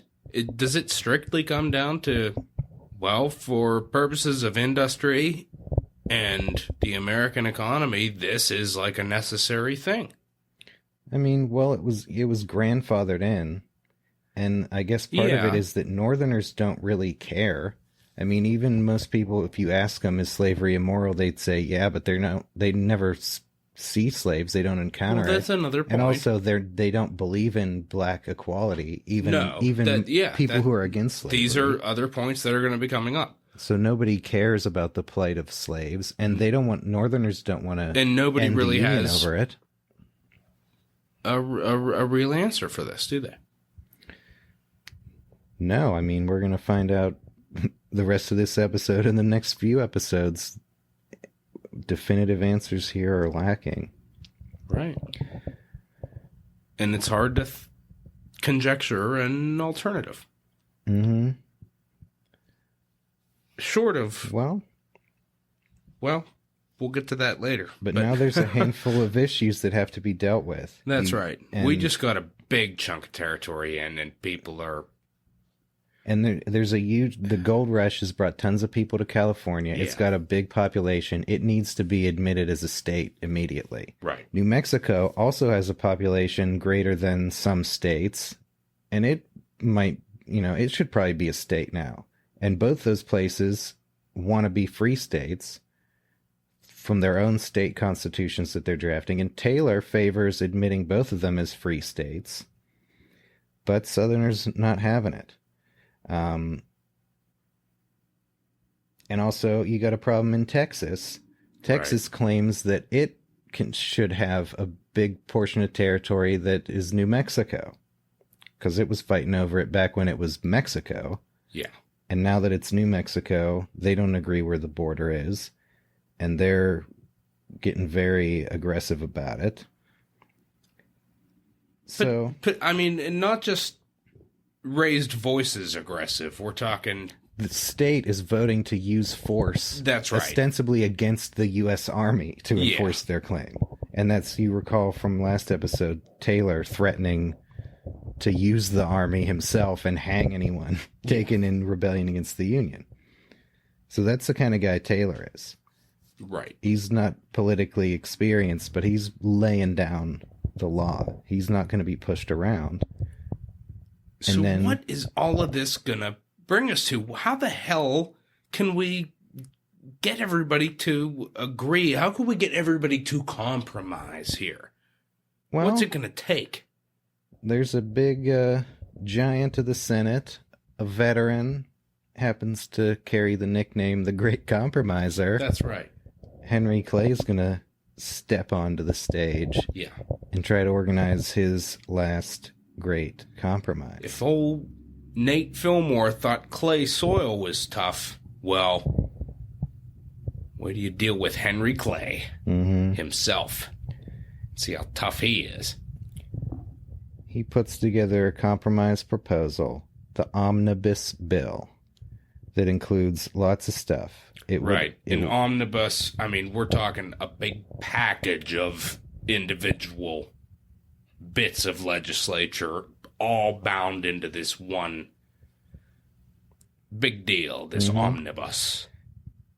The proposal is to admit California as a free state, establish New Mexico and the rest of the acquired land as federal territories, which means slavery would still technically be legal there, and its ultimate slavery status would not be decided until later when they become states, and whoever lives in them when they become states, not by the people who live there currently. The proposal would also compensate Texas for relinquishing its New Mexico claims. It's going to outlaw the slave trade in the District of Columbia and establish a strict new fugitive slave law. Yeah. Big Bill had something in it for everyone to find totally unacceptable. Right. And it was kind of going nowhere. Taylor, in particular, indicating that he might veto it. Yeah, it's looking almost certain. Has some constitutional problems with it. But Fillmore, who's a bit of a compromiser himself, wants to hold the Union together. He's president of the Senate, tells Taylor that if the Senate votes in a tie on this bill, Fillmore's going to break the tie by passing the bill. And as president of the Senate, he's presiding over some very momentous debates. We got some pretty raucous shit going down on the Senate floor. Yeah, Fillmore's trying to keep peace. He gets a little bit criticized for failing to maintain order when shit goes down. Senator Thomas Hart Benton is being lambasted by Senator Henry Foote, and Benton starts advancing threateningly on Foote, who then pulls a gun on Benton. Foote is wrestled to the ground. That's the status. Yeah, things are not looking civil. Okay? And it's basically at this moment when Zachary Taylor goes to a little 4th of July celebration. Yeah. Refreshes himself with some iced milk and cherries. Develops a bit of acute gastroenteritis. Yeah. As you recall from episode 12, July 9th, 1850. 5 days later. He shuffles off this mortal coil And that night, Fillmore is at his residence in the Willard Hotel. Yeah. When he receives word that Zachary Taylor has shuffled off to Buffalo, and the man from Buffalo is about to shuffle into the White House. We'll see how he handles it right after this word from our sponsors.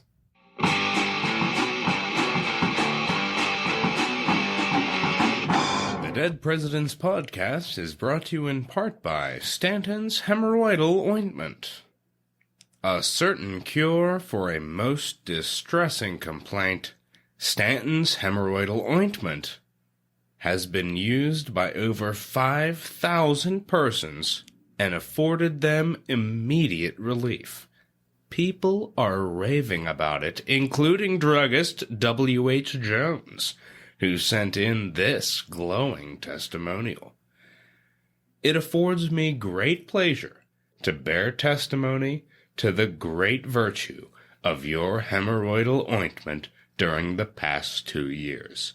I have sold it to over 50 persons who were afflicted with hemorrhoids, and some of them suffered dreadfully at times, and I assure you that it has cured the disease in every case, and it is spoken of by all who have used it in the highest terms. I can say with confidence, and that from my own personal experience, that all who are afflicted may rely upon its curing them. Listeners, W.H. Jones isn't afraid to admit he's suffered from hemorrhoids. It's nothing to be ashamed of. Almost 3 out of 4 adults will have hemorrhoids from time to time. We here at the Dead President's Podcast have oft been debilitated by hemorrhoids.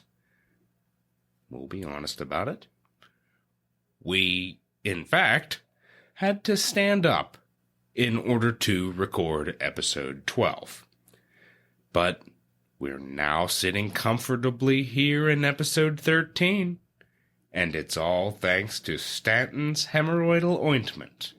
For only 25 cents a box, you too can set your rectum right as rain.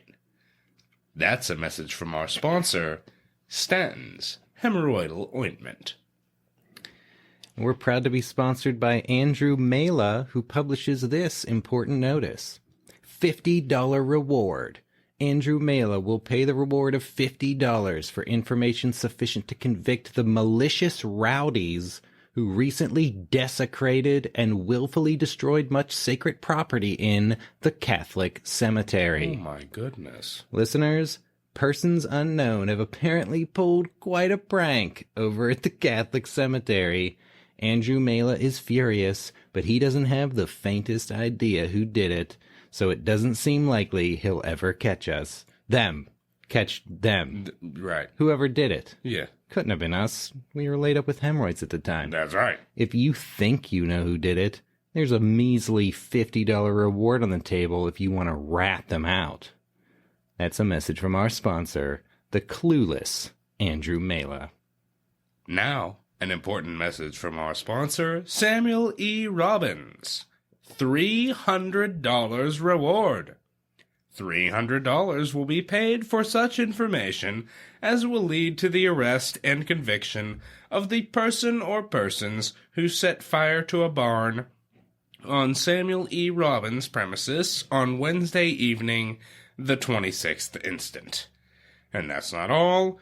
The town selectmen have offered an additional $250 reward for the arrest and conviction of whoever burnt the barn.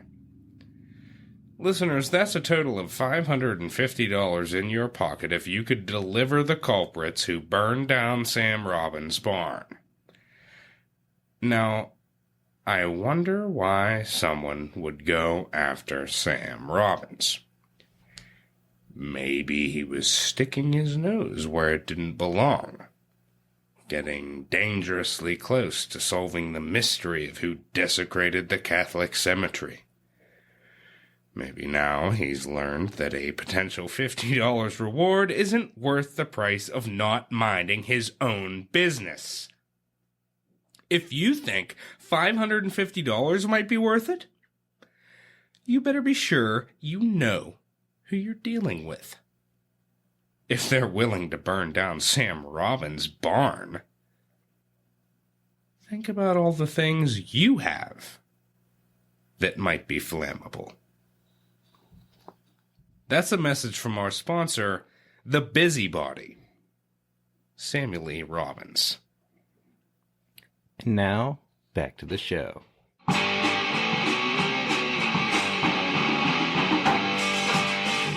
back. Our boy, Millard Fillmore, is about to become President of the United States. Zachary Taylor's dead. The nation is in a crisis. Yeah. What's going to happen? Well, the first thing that's going to happen is on July 10th, 1850, the day after Taylor's death, Fillmore heads on down to the House of Representatives, and he takes the presidential oath of office. Now, right off the bat, the cabinet submits their resignation. As a courtesy, more or less. Yeah. Fully expecting Fillmore to continue them in office. Or to try and keep them in office. Mm-hmm. And it's just a pro forma offering of resignation. That's right. But to their surprise, Fillmore accepts it. Oh, yeah. Maybe still a little salty over being shut out of the vice presidency. Yeah. This is the cabinet that was susceptible to the Wheat Seward influence. Right. And Fillmore says, nope. I'm not dealing with this fucking bullshit. Get on out of here. Yeah, right off the bat. And he remains now the only president who took over from the vice presidency who fired the entire cabinet. Right. Now, he does ask the outgoing cabinet members to stay on for a month. To aid the transition. Right. Just help with the transition and get the fuck out. And they're like, no, fuck you. Yeah. Are you kidding? 2 weeks tops. And they're done. But he's got no cabinet now. But he's got a pretty nice card up his sleeve in the form of Daniel Webster. Yeah. Who, I mean, again, a Fillmore admirer. Yeah. In a sense. Who had, a distinguished Secretary of State. Right. Under Tyler, a giant of the Whig Party. But maybe his star's not as bright as it once was. His famous 7th of March speech in favor of Clay's Compromise cost him a bit of support in the North. Yeah. His term in the Senate's about to expire. Some people think Massachusetts not even going to re-elect him to the Senate. They might just move on. Almost unthinkable. Well. But at the time, it was thinkable. But Daniel Webster's got a new position, and that's Secretary of State. That's right. And closest advisor. He's back, baby. To the new president, Fillmore. Treasury Secretary Fillmore gets prominent Ohio Senator Thomas Corwin, Attorney General John Crittenden of Kentucky, a former senator, governor, and also had been Attorney General under Harrison and Tyler. He's done some things. Postmaster General is Nathan Going back Hall. to an old mate. Old Nathan K. Hall, former law partner. And just lifelong advisor. These guys wrote each other all the time. I mean, he's always been talking to him. Yeah. There hasn't been anything that we've talked about that's transpired without Fillmore reaching out and Hall reaching out, one or t'other, and talking back and forth on everything going on. Yeah, and Postmaster General, the classic cabinet post to give to a long-time kind of home state friend, it carries a lot of patronage. It does. And the president gets to have friendly postmasters all over the country if he gets a close friend in there, which Fillmore did. His choices for the War, Navy, and Interior departments, all from southern states. This new cabinet he puts together contains no Wilmot Proviso supporters. No. There's no abolitionists involved here. Trying not to rock the boat on slavery, once again, with his cabinet picks. Well, the waters are already tempestuous because immediately we got the pressing issue of the Compromise of 1850. Mm-hmm. It's here. It's in his face. He's coming into it. Yeah. Taylor had his line of thought. Now a new man's in there. Senators are drawing firearms on each other. Something's got to be done here. Yeah. And Fillmore, he supports the broad idea of the compromise, but he knows this omnibus bill is going nowhere. No. President Fillmore has got to wreck the omnibus. Mm-hmm. He's got to try and break this down into passable parts, if possible. Well, he got someone, the Senate starts debating removing one or the other part of it. And eventually, so much gets taken out of it that it collapses. Right. There's nothing left of it. Clay takes a back seat, and Senator Stephen Douglas of Illinois steps forward to lead the effort to pass each aspect of the compromise as a separate bill. Yeah. We got, let's just say we got a new kind of generation popping up here. Yeah? We had talked about the Founding Fathers and how now you had people popping up like JQA and MVB and some of these folks. Henry Clay, Daniel Webster, all of these guys, the giants. Well, now it's time for a new stock to rise up, and Stephen A. Douglas is among this new stock. Mm-hmm. And he's a one with a lot of ambition. He certainly is. And the first issue that they're going to deal with is the Texas-New Mexico border dispute. Texas, of course, threatening to enforce its claims by force. Taylor sent troops to the region, threatened to hang anyone who crossed him. He took a hard line. Mm-hmm. And now that he's out of there, the Texas governor sends a letter to Fillmore demanding that he recognize Texas's claims, disavow the Army's actions. Yeah. Fillmore doesn't even have a Secretary of War yet. Yeah. To aid him. But he sends reinforcements to New Mexico. But he's also going to compromise with Texas. Give it a lot of what it wanted. Not admitting New Mexico as a free state, as Taylor supported. It's going to be a territory. And Fillmore urged Congress to resolve the Texas-New Mexico border dispute and indicated his support for compensating Texas for its claims. And that's the bill Douglas proposes, which includes federal assumption of Texas's huge public debt. That's right. So you want to put the emphasis on it's a lot. It's a lot of money. So they're buying Texas out pretty much of its claim. That's it. And New Mexico and Utah are going to be territories where anything goes slavery-wise. That's it. They're territories. Being. It's loophole territory, so slavery technically legal. And then the ultimate status, that'll be determined later down the road. Mm-hmm. Forget about it. Nothing to see here.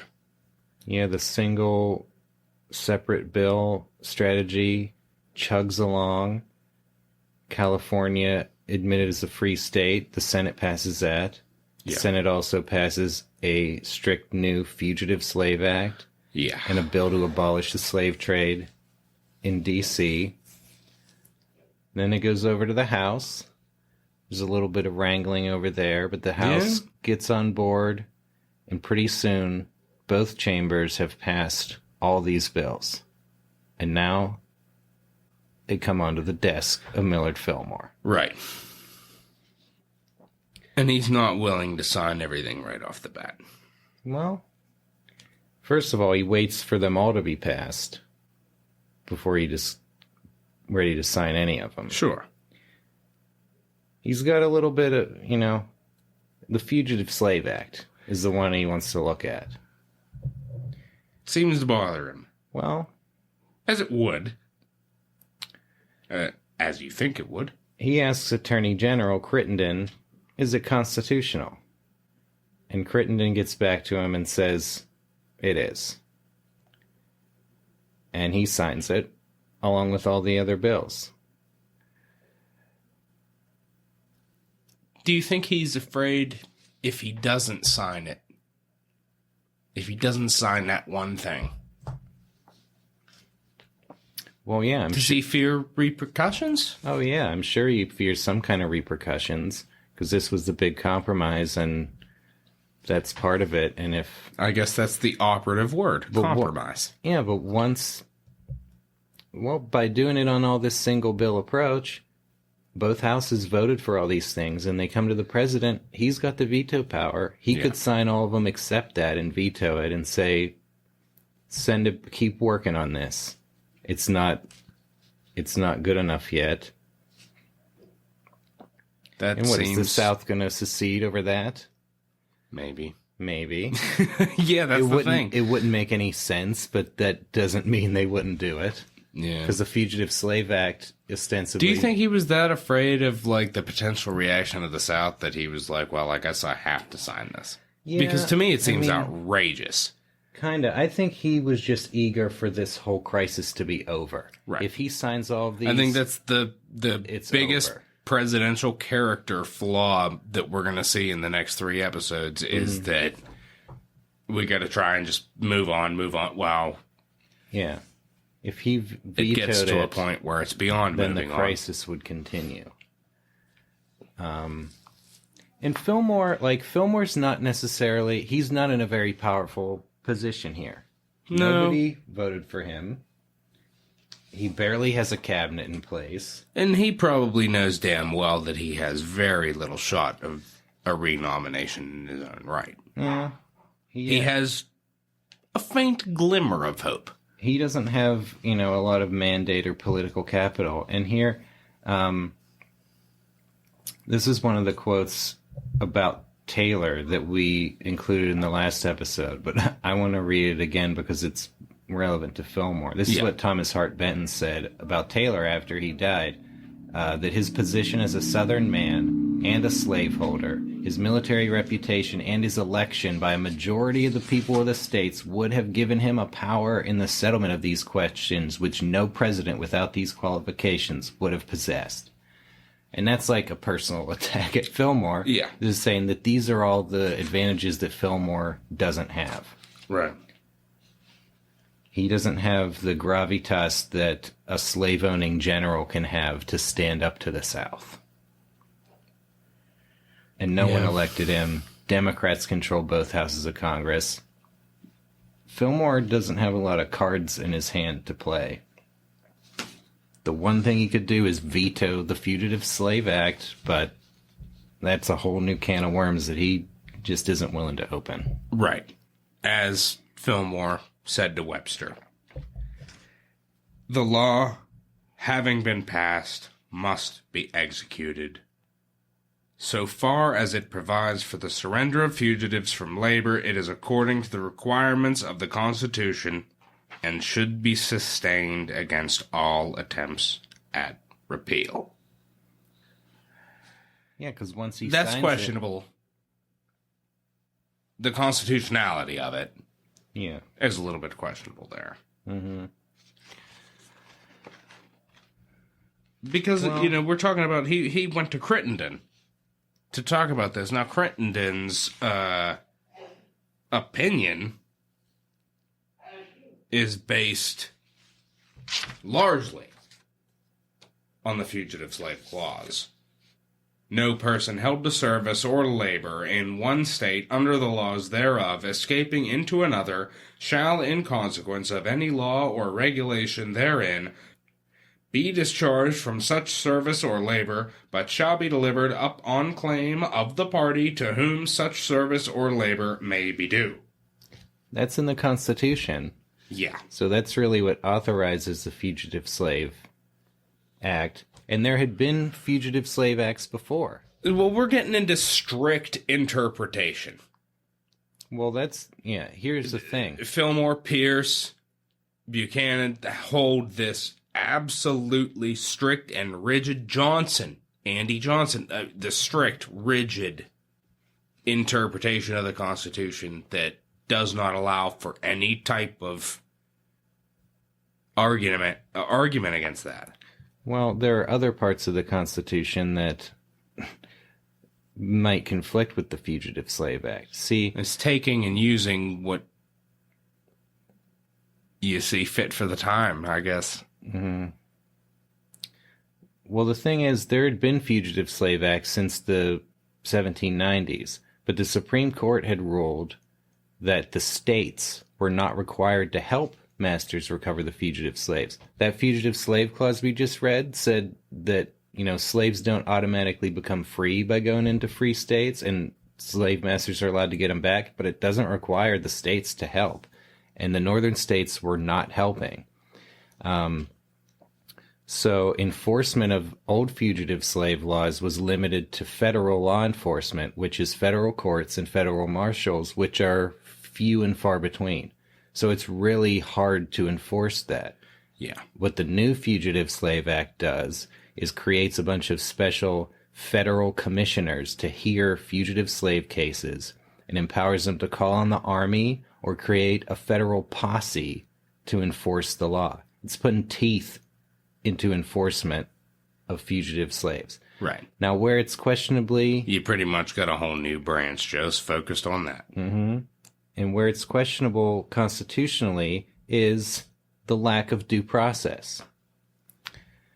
Because the commissioners who are going to decide the cases, quote, in a summary manner, without a jury, there's no right to trial by jury, to determine whether a person was a fugitive slave, quote, satisfactory proof could be nothing more than an affidavit signed back in the master's home state.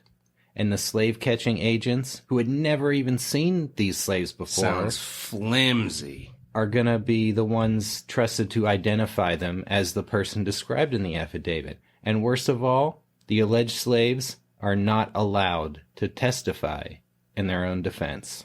It's not the Space Force. No. It's the Race Force. Quote, in no trial or hearing under this act shall the testimony of such alleged fugitive be admitted in evidence. Which is outright bullshit.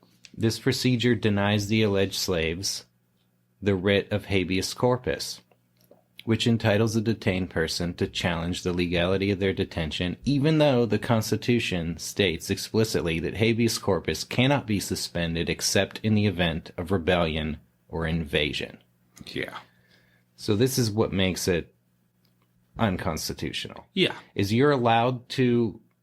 Southerners and the federal law enforcement is absolutely allowed to grab a fugitive slave and return him to the South, but they can't do it without due process of law. Yeah. And this is not really providing it. Exactly. And if you think that's bad, it gets worse. Yeah. Because federal marshals can be fined $1,000 if they fail to execute the act. Anyone harboring a fugitive slave or interfering with the apprehension subject to $1,000 fine, 6 months in jail, and might have to pay an additional $1,000 in damages to the slave owner if the slave is not recovered. Meanwhile, the act provides no penalty for someone who kidnaps a free black person and either mistakenly or fraudulently claims they're a fugitive slave. Right. No penalty for that. No. Also, the commissioners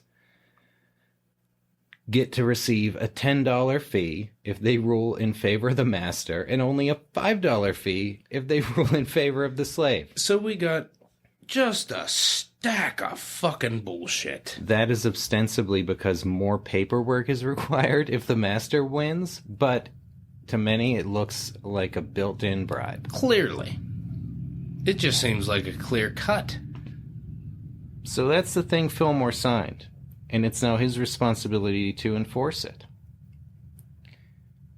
And a lot of Northerners who hadn't really thought much about slavery before, wasn't really part of their lives, this act is going to... It's going to make them think a little bit more about it. This is going to make anti-slavery Northerners out of people who didn't care. Right. When a slave gets captured in their community, they're galvanized into resistance. And there's going to be a lot of resistance to this. Yeah. Abolitionists and Northerners in general aren't going to lay down for it. Frederick Douglass, for one, suggested that the best way to deal with a new law was, quote, to make a dozen or more dead kidnappers. Yeah. So this is Fillmore's job to enforce. And he tells Webster, quote, I mean at every sacrifice and at every hazard to perform my duty. Nullification cannot and will not be tolerated. How does that make you feel? Doesn't make me feel like that much of a fan of Millard Fillmore. Right. That is not a good look. During his presidency, more than 100 fugitives were successfully returned to the South. Yeah. Which honestly doesn't seem like that many to be worth all this trouble. If you value them, But it is. If you value them the way this Fugitive Slave Act does, that's $100,000 worth of property. Yeah. That is saved, and I assume probably a larger amount of straight up money wasted to do it, and Right. so much divisiveness caused by it. And there is no value that could be put on a human life. Yeah.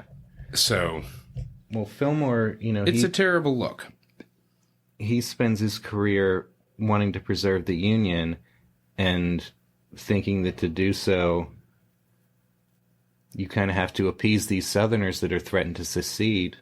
Yeah. But then by doing that, he's starting to piss off Northerners who weren't even necessarily in this fight before. Everybody's starting to get upset. And Fillmore runs into some problems enforcing this act. Yeah. There are several very high-profile prosecutions that don't go the administration's way. No. Certainly not. There, you got a fugitive slave, Cedric Minkins, arrested in Boston, which is the capital of abolitionism in America. Yeah. And he gets a team of anti-slavery lawyers volunteering to represent him. During his hearing, 30 free blacks rush into the courtroom, overpower the federal deputies, and take Minkins away, hide him, send him to Canada. Yeah. Now, something's got to be done about that. Federal authorities arrested one of Minkins' white lawyers, Charles Davis, put him on trial, but there was no evidence linking him to the rescue attempt. He was just standing in court when it happened. Yeah. He gets acquitted. Then a grand jury indicted 2 whites and 5 blacks for allegedly participating in the rescue. Daniel Webster, he's keen on proving that the Fugitive Slave Act can be enforced in his home state. Yeah. He's trying to urge prominent Whig lawyers to handle the prosecution. And it's not going well. Nobody's taken it. All of those cases ended in acquittals or hung juries. And the next time a fugitive slave was arrested in Boston, 500 federal deputies were specially retained to guard the courthouse and prevent that kind of rescue attempt happening again. That is an obscene amount of manpower that they felt was necessary. Oh, yeah. I mean, this is just getting so beyond the pale, over the top insane. Yeah, on that occasion, the slave was returned to Georgia, but the cost was making the city of Boston feel like it was under federal occupation. Sure. And it kind of just 500 armed men show up? Yeah. Well, they're not going to have someone breaking in and freeing that slave. But the cost is great. Indeed. Things just keep getting worse, really. October 1851, a fugitive slave was arrested in Syracuse while there was a convention of the abolitionist Liberty Party going on there. Yeah. Yeah, another new little offshoot coming up, the Liberty Party. Yep. Not a good time to arrest a fugitive slave in Syracuse. No. Because a mob of 5,000 people surround the jail, and that slave gets rescued and sent to Canada. 13 people were indicted for that rescue attempt. Only one conviction was obtained. That defendant died while his case was still on appeal. The Fillmore administration not being very successful against the resistance to the Fugitive Slave Act. And then maybe the worst example. In Lancaster County, Pennsylvania, a slave master and a federal marshal are attempting to capture a fugitive slave when a crowd gathers, including a lot of free black people who are intimidating to this slave-catching posse. A firefight ensued in which the slave, William Parker, shot and killed his slave master. He later gave Frederick Douglass the gun he used before escaping to Canada. Yeah. Point William Parker. Yeah. And Fillmore's administration can't let that stand. Fillmore, Webster, and Crittenden personally participated in the decision to charge 36 blacks and 5 whites with treason over the incident. Treason. This is where it's ridiculous. Yeah. I mean, if it seemed like it was ludicrous or outrageous before, this is where it just gets outright balmy. The first person this is the largest treason prosecution in American history. The first person who is tried is a white Quaker, a pacifist, Kastner Hanway. He's alleged to be the ringleader, but the evidence showed that he had done nothing except decline to join the posse, which was not illegal. And the presiding judge in the case, who was Supreme Court Justice Robert Grier, a known opponent of abolitionism, charged the jury that treason was the crime of making war against the government, and that resistance to the law is not treason. I think he used an analogy of smuggling. Yeah. If you're a smuggler, you're breaking the law. It's not treason. You're not making war on the government. Right. Kastner Hanway was acquitted, and in light of the judge's ruling on treason, the rest of those prosecutions were abandoned. Right. I mean, it seems like a bunch of crap. Just unbelievable. Mm-hmm. I mean, that's the kind of thing Fillmore signed up for when he signed the Fugitive Slave Act.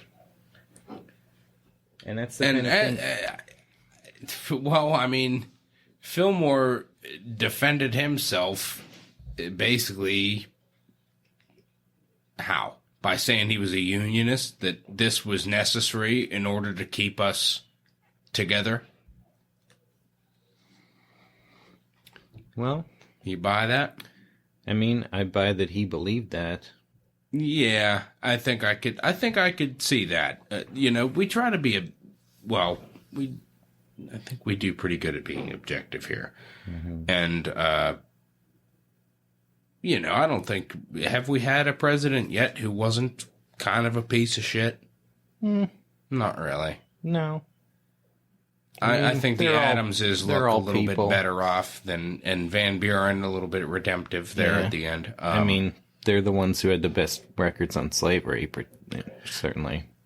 Yeah, well, then I don't even want to get into the Native American situation at this stage. But basically every president we've had has been a piece of shit. Well...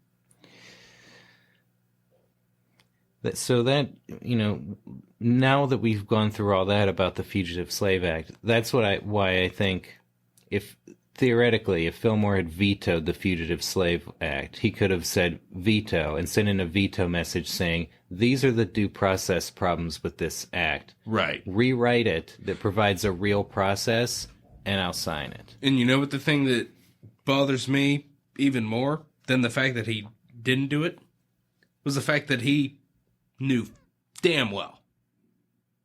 He was versed in law. Mm-hmm. He knew. He could have written up a veto message saying, this is what I'm opposed to. This is what goes against, Mm-hmm. you know, and it would have made sense. And Yeah. Fillmore's like he's not an emotional guy. We're going to sum him up as a person at the end of the show, as we always do our subjects, but he is not guided by emotion. He is a pretty reasoning, scientific mind. He tries to take the most logical course.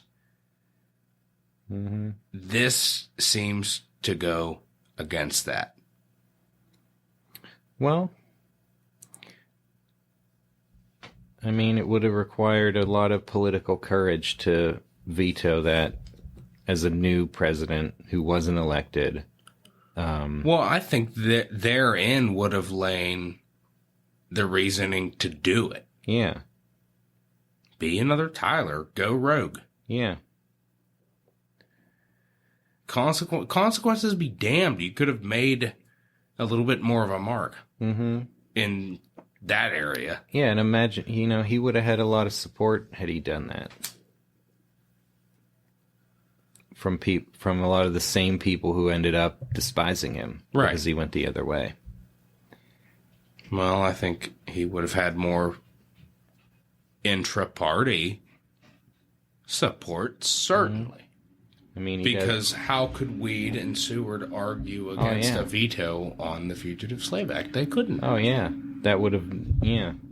They In would a have had. sense- They would have had to begrudgingly back Fillmore, Right. and then like That would all have been those- embarrassing for them politically because they've been bad-mouthing him up and down for quite some time. Yeah, all those Northern Democrats who'd voted for the Wilmot Proviso, all those Liberty Party conventioners, all those Free Soil Party people. That's it. All these parties that are popping up that we've talked about here. You're hearing about all kinds of new parties we haven't talked about before that are popping up. Yeah, People are looking for something new. There has to be a definitive realignment. And the question is, what's it going to take to get there? yeah. Well, the way the two parties are constituted, they're not really able to handle these issues. Well, it Fillmore's- starts off almost foolishly, doesn't it? With a just single issue. Parties popping up over a single issue. The anti-Masonic party. Yeah. And now Yeah, well, that's a silly single issue, but when the issue is slavery, you're getting deep. yeah. But When you're still, at the time, more people than didn't still probably looked at that as like, why is this being brought up? This is fringe. Well, that's the thing. When the new territories come in, it can't not be brought up. Right. Unless the Southerners were willing to let it not be brought up, which they weren't. They weren't willing to let New Mexico decide to not have slaves. They want to wait and see if they can't do something about it later. Well, if they're all for states' rights, shouldn't the states have been admitted and then chosen for themselves? Instead of them saying it needs to be admitted as this. Well, they're not saying that. But they're saying they know that it's going to go free, so they won't let it be admitted at all. Right. They can't dispute the right of a state to decide whether to have slavery or not, and so they won't let it become a state while they know it's going to become free. It's important to remember, listeners. Mm-hmm. My God, what dark territory we've delved into. Yeah. So that's kind of maybe the defining issue of Fillmore's presidency. Yeah, it is.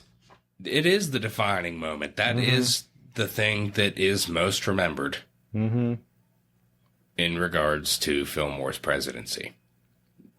But it's very important at the show that we talk about everything. Oh yeah. Now, a lot of documentaries and things you're gonna watch and a lot of different things, you're not going to hear too much outside of the Compromise of 1850 if it's just a brief biographical overview of the presidents. But Fillmore had lots of other things going on, and ones in which he... And not all of them were quite as bad as the Fugitive Slave Act. He did a good job on some other issues. That's right. Got to do some things he'd been wanting to do for years, including a few internal improvements. Right. Particularly a $2 million waterways bill. Yeah, that we got fund a lot of funding projects. including the Great Lakes, Buffalo's Harbor, finally getting some federal money.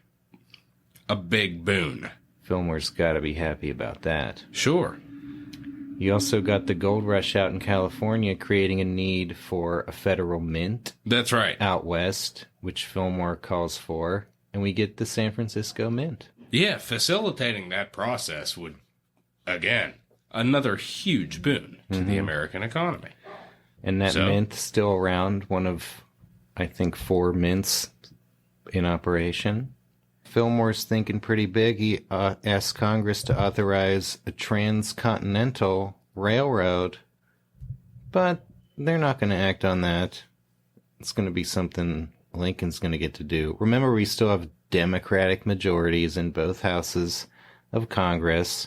That's right. Which, outside of the slavery issue, is inhibiting Fillmore's ability to pursue the favored Whig policies. Yeah. It's something that at this stage, good idea, but there's some things that need to happen in order for it to transpire.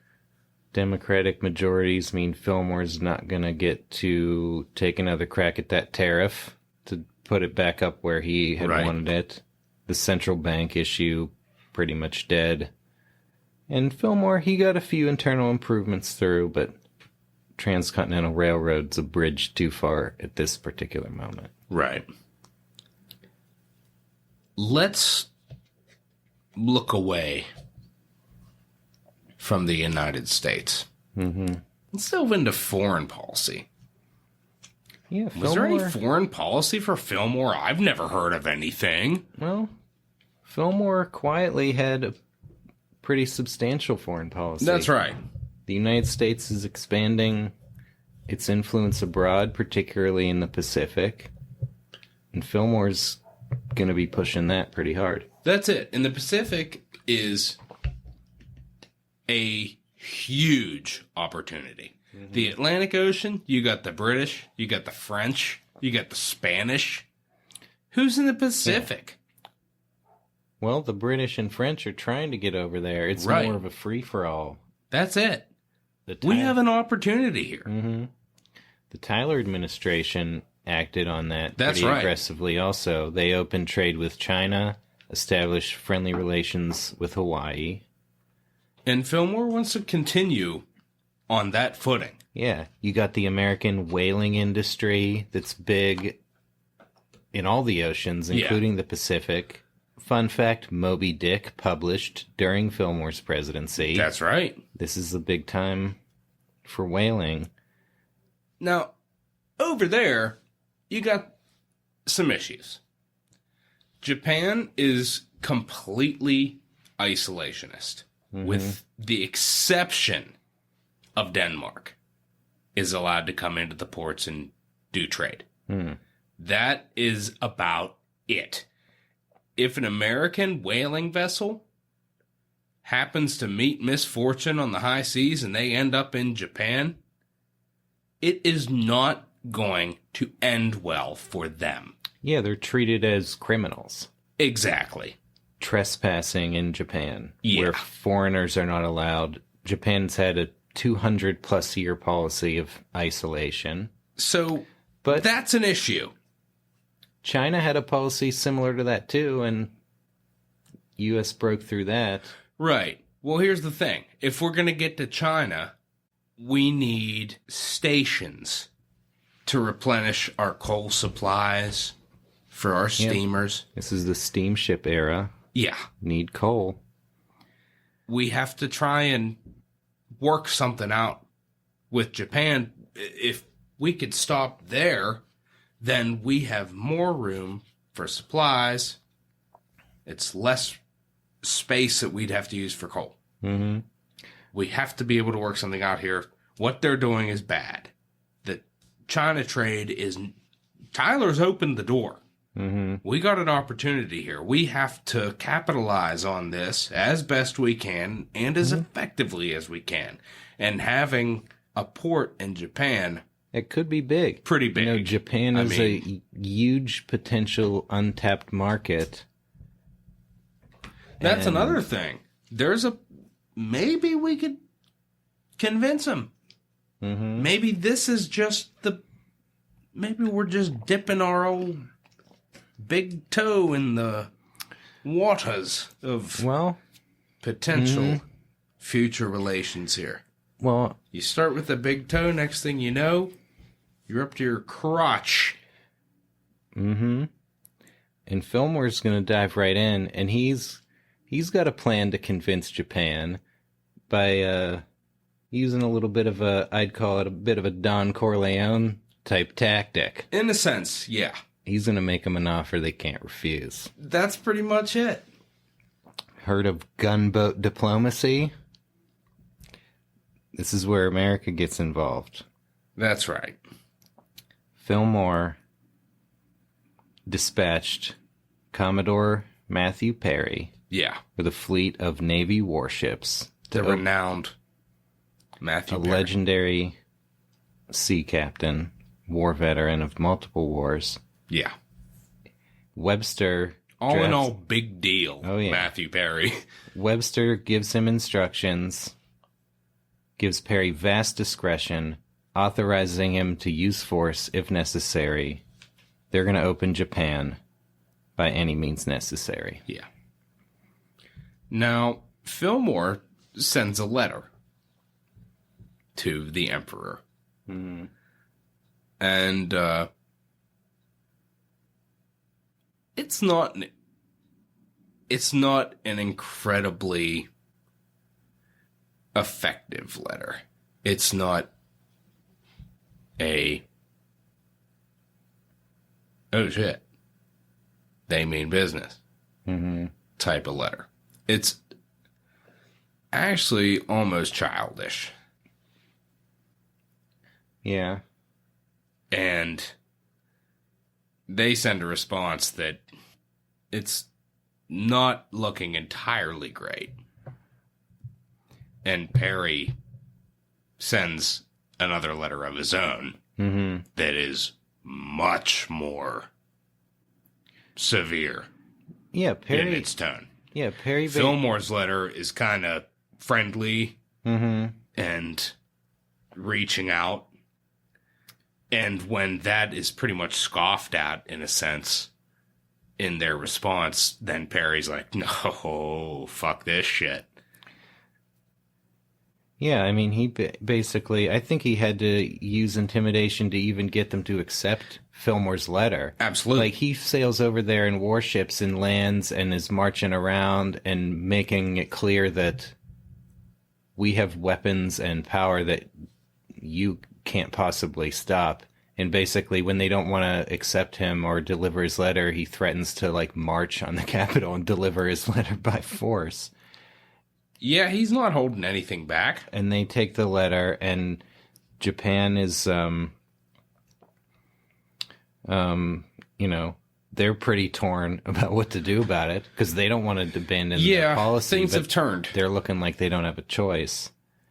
And Japan is, you know, it's under, like, the shogunate, which is, like, a military dictatorship. That's right. But the shogun is, like, dying, and they have a leadership crisis. On the wane. So they eventually, you know, come to the conclusion that they're powerless to resist Perry. We got to come to the table here. So they end up... It's going to come to the Treaty of Kanagawa. Yep. They end up agreeing to open 2 Japanese ports to American trade, ensure protection for American sailors, and establish an American consulate. Now, this is a pretty big deal. Given what we've just talked about, this wasn't just an easy thing. No.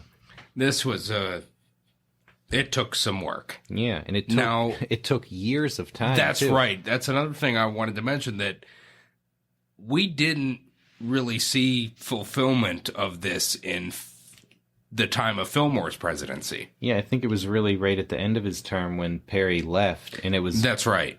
well into his successor's term when Perry brings the treaty back. Yeah. But that's, really... And the next two presidents are going to get to continue this thread of the story. Yeah, and that treaty the relationship between Japan and the United States. Yeah, that treaty would lead to yet another treaty with the United States years later, and it also opened up treaties between Japan and Britain, France, and Russia. Perry's expedition breaks open Japan's isolationism. Yeah. The shogunate government falls, and the emperor goes back into control of Japan. Yeah. And that marks, the beginning of open Japan, that less than 100 years later will be imperializing the whole Pacific. Let's keep it in the Pacific. You'll remember in 1842, President Tyler recognized the independence of Hawaii and announced the Tyler Doctrine, the extension of the Monroe Doctrine to warn against European colonial interference in Hawaii. As president, Fillmore, he's facing a challenge to that policy. Yeah. From the French. You got Napoleon III. I'm sorry, Napoleon III in there.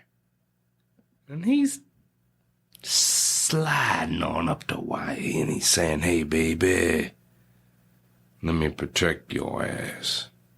Yeah, he's trying to make Hawaii an offer it can't refuse to become a French protectorate.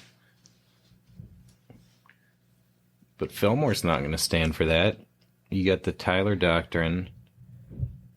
Fillmore sends a stern warning to France, saying the U.S. is not going to stand for this. Yeah.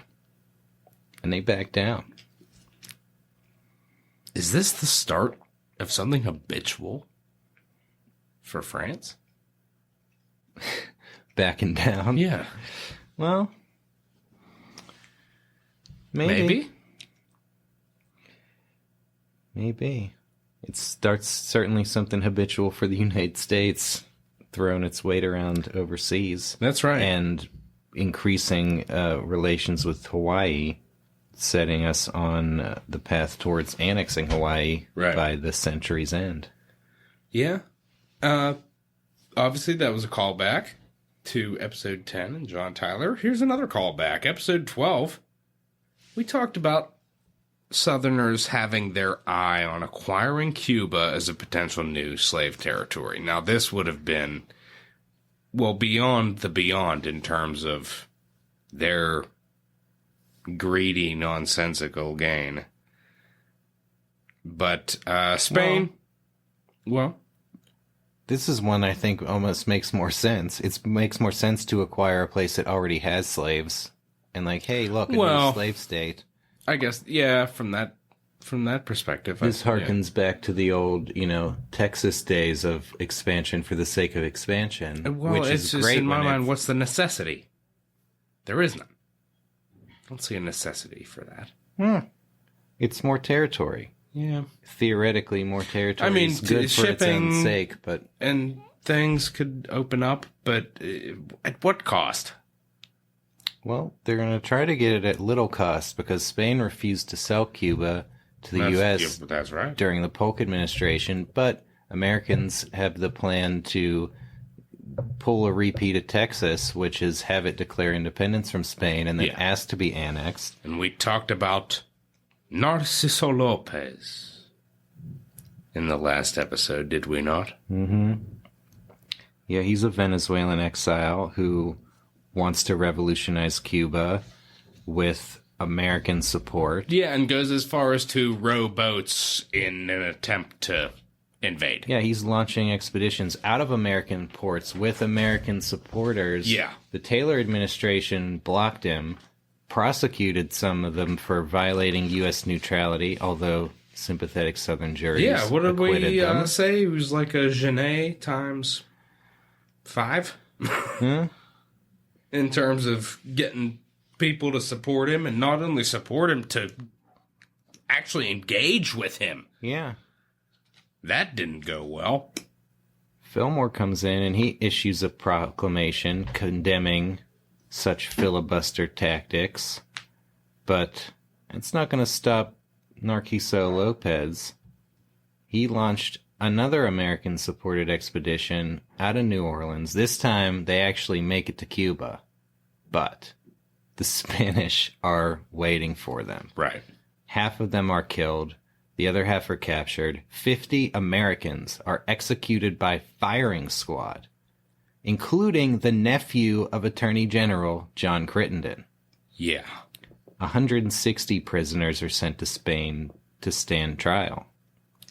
Those executions, they sparked a riot in New Orleans, where the Spanish consulate was attacked, the Spanish consul forced to flee the city.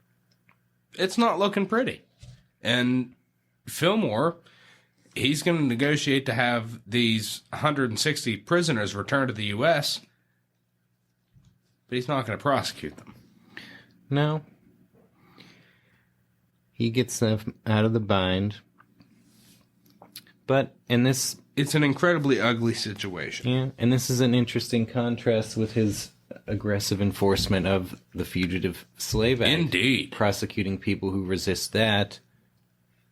But when it comes to prosecuting people who violate the Neutrality Act, well, Kind this of is a different story. It's a different story when Southerners are in favor of it, maybe. Yeah. It just seems like he's walking on eggshells. He's afraid of where to tread. Mm-hmm. These people, like, invaded a foreign country. Right. Got captured. The U.S. government had to negotiate their return, and then when they get home, we don't punish them at all. Yeah. That's it. Well, Fillmore's got some more foreign policy happening. Yeah, there's actually quite a bit more foreign policy going on with Fillmore than you would think. He actually dealt with quite a bit in his tenure. Mm-hmm. So let's move on to Central America. Though the Taylor administration's Clayton-Bulwer Treaty with Britain stated that neither party would attempt to colonize Central America, both are going to continue to angle for influence in the region. The idea being, we have to try and set up and control an eventual canal connecting the Atlantic and Pacific Oceans. This travel around the Horn, it's just too damn much. Yeah, particularly with the There's got to be something we could do to shave a hell of a lot of travel time off of this. Yeah, especially now that we're opening up the Pacific so much. That's right. It's important to get over there. Very much so, and Fillmore sees this. So President Fillmore decides the best course of action, let's send some warships into the region. Let's show that we aim to protect American merchant vessels against British interference. But that's not going to help when it comes to seeking opportunities to get a canal started. He's trying to negotiate a settlement between Peru and American merchants over access to guano, bird poop, and bat poop, a valuable fertilizer. Now, there's a lot going on here. Christ, I can't, it's escaping me. Son of a bitch. There's another country right there with the British consulate there, and they sparked an insurrection, and now Peru and Is it Nicaragua? Nicaragua. Peru and Nicaragua start fighting for the goddamn route, which just throws a wrench in everything. Without this kind of interference, we could have had, if not an outright canal, we could have had a railroad 50 years before. This was close. I mean, to Fillmore's credit, this was close.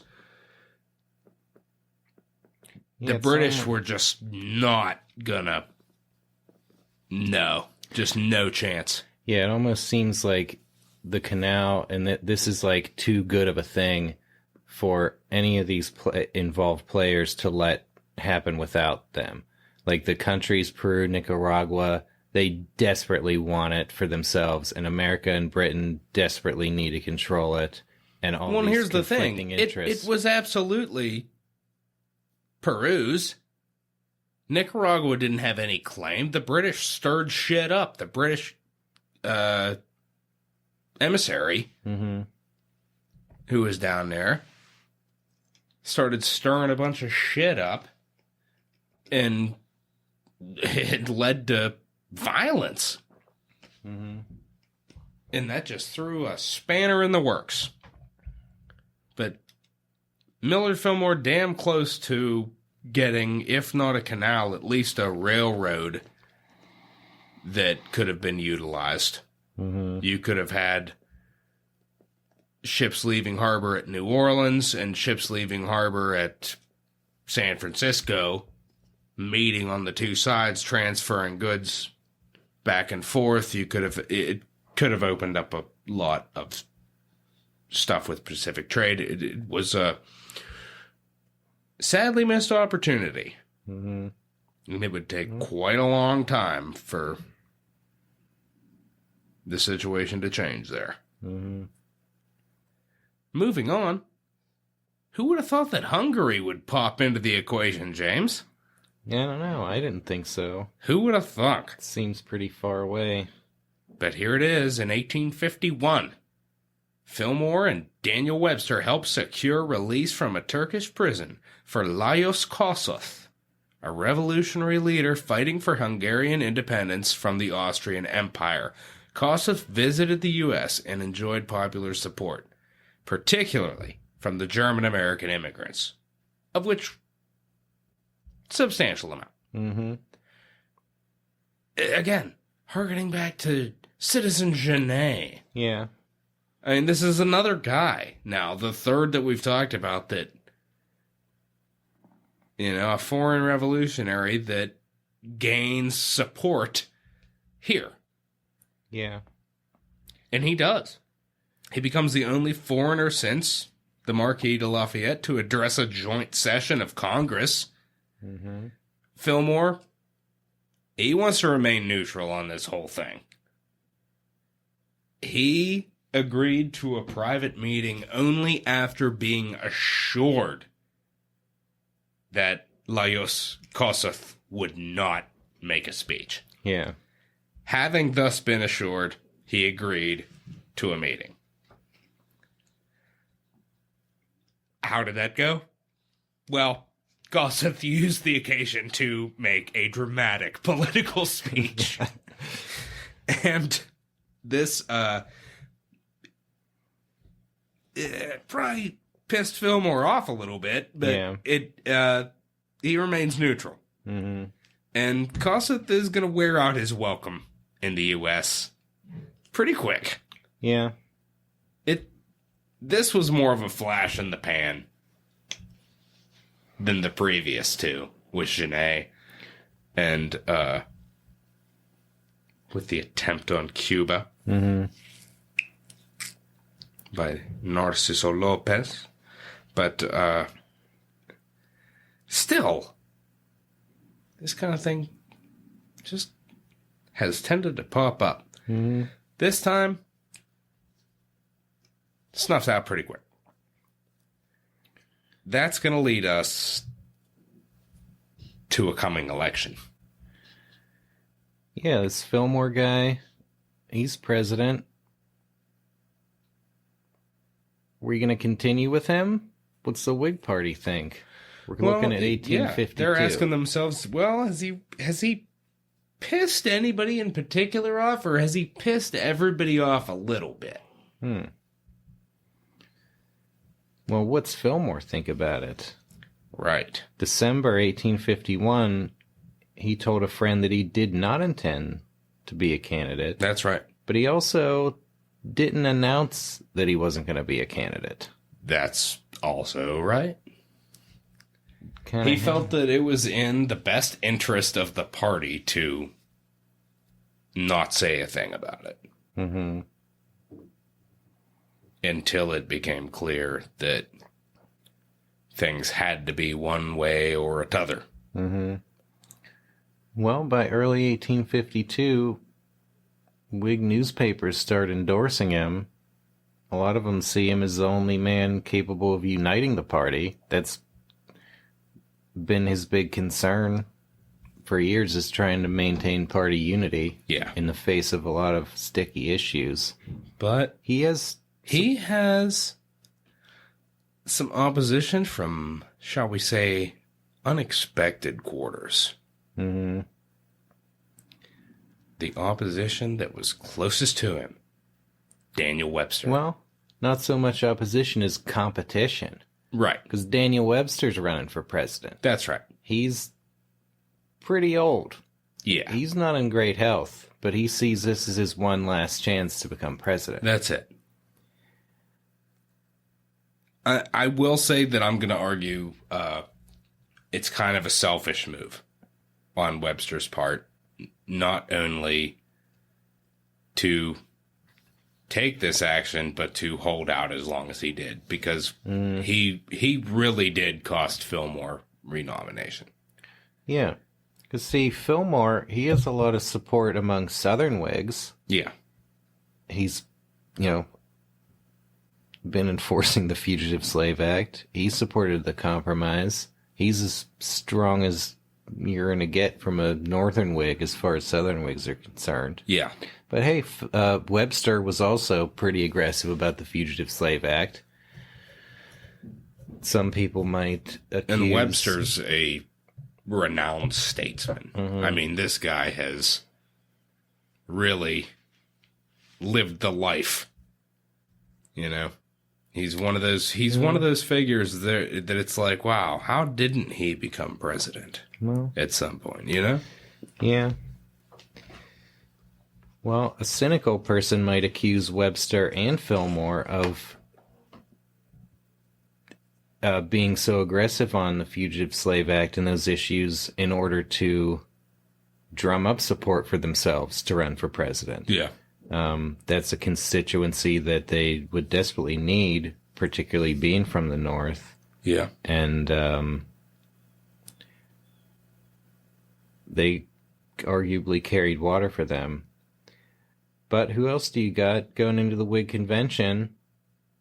General Winfield Scott. That's right. He's been a candidate before. Hey, what have we tried and done successfully like 2 different times? Electing Whig generals. Run a general. But, here's the difference here. Scott, clearly a Whig. No pretense whatsoever to his political signings. Yeah. Scott's a Whig. Yeah. He's a Virginia slave owner. He supported the Compromise of 1850. Right. But he's being backed by William Seward, and he's gaining the support of the Northern Whigs, who are not too hot on Fillmore. Again, he seems more like somebody they could use. Mm-hmm. Or try to. Mm-hmm. Take advantage of his Mexican war hero status. Yeah. See if that'll work again. Well, at the Whig convention, you need 147 votes to get the nomination. Right. First ballot, Fillmore gets 133, Scott 131, and Webster 29. Yeah. And those 3 candidates kind of hold about the same level of support for over 40 ballots of deadlock. Yeah. And, if you're doing the math, it's pretty obvious that if the supporters of Fillmore and Webster combine under one of them, they're beating Scott. And Fillmore and Webster are supposed to be boys. What's going on here? Right. They end up trying to make a deal after the 40-something ballot. Yeah. They are trying to agree that, hey, let's see, if Webster can get up to 40 votes on one of the next 2 ballots, Fillmore supporters will switch to Webster. But if not, then Webster supporters will go to Fillmore. Webster dragged his feet on agreeing to this deal.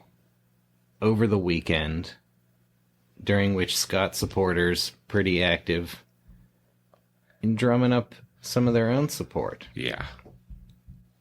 And when you get to the 48th ballot, you got some Webster supporters defecting to Scott, who ends up getting the nomination on the 53rd ballot. Yeah.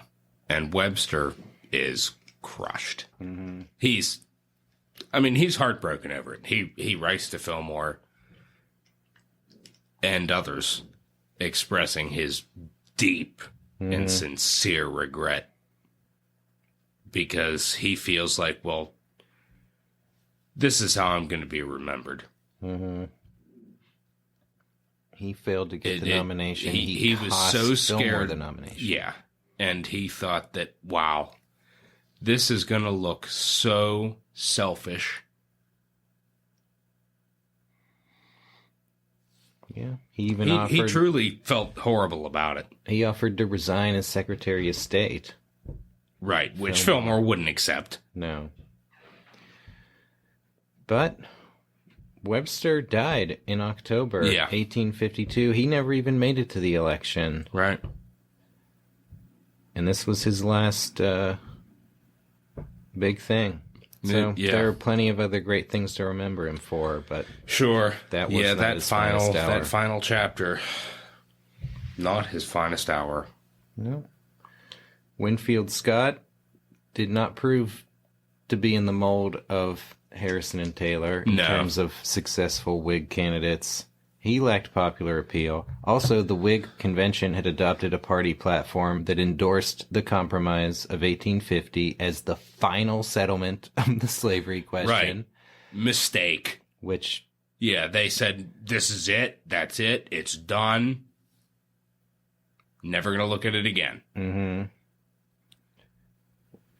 Which is wishful thinking and hurt Scott among anti-slavery Northerners. Yeah. And we're talking divided parties on all sides here. The Democrats that year had decided on a dark horse candidate.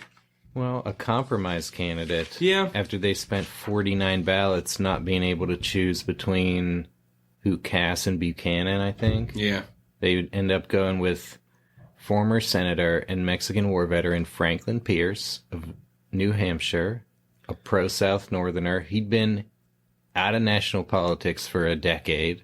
Once again, the big appeal factor is not being around to offend anybody. Yeah, we're going to talk a lot about it more next episode. I don't know if we should go as far as to call Pierce pro-South as he was anti-abolitionist. I think that's a more fair assessment. I wouldn't consider him a pro-Southerner. Okay. Well, I would say that he was acceptable to Southerners. Exactly. His anti-abolitionist stance made him acceptable to the South, and therefore a much more agreeable candidate. So Scott's going to go on to suffer the worst loss of any Whig presidential candidate. Even though Franklin Pierce doesn't seem like that exciting of a candidate, he lays a beating on Winfield Scott. And there's some stories about that are going to come up next episode. One heck of an election.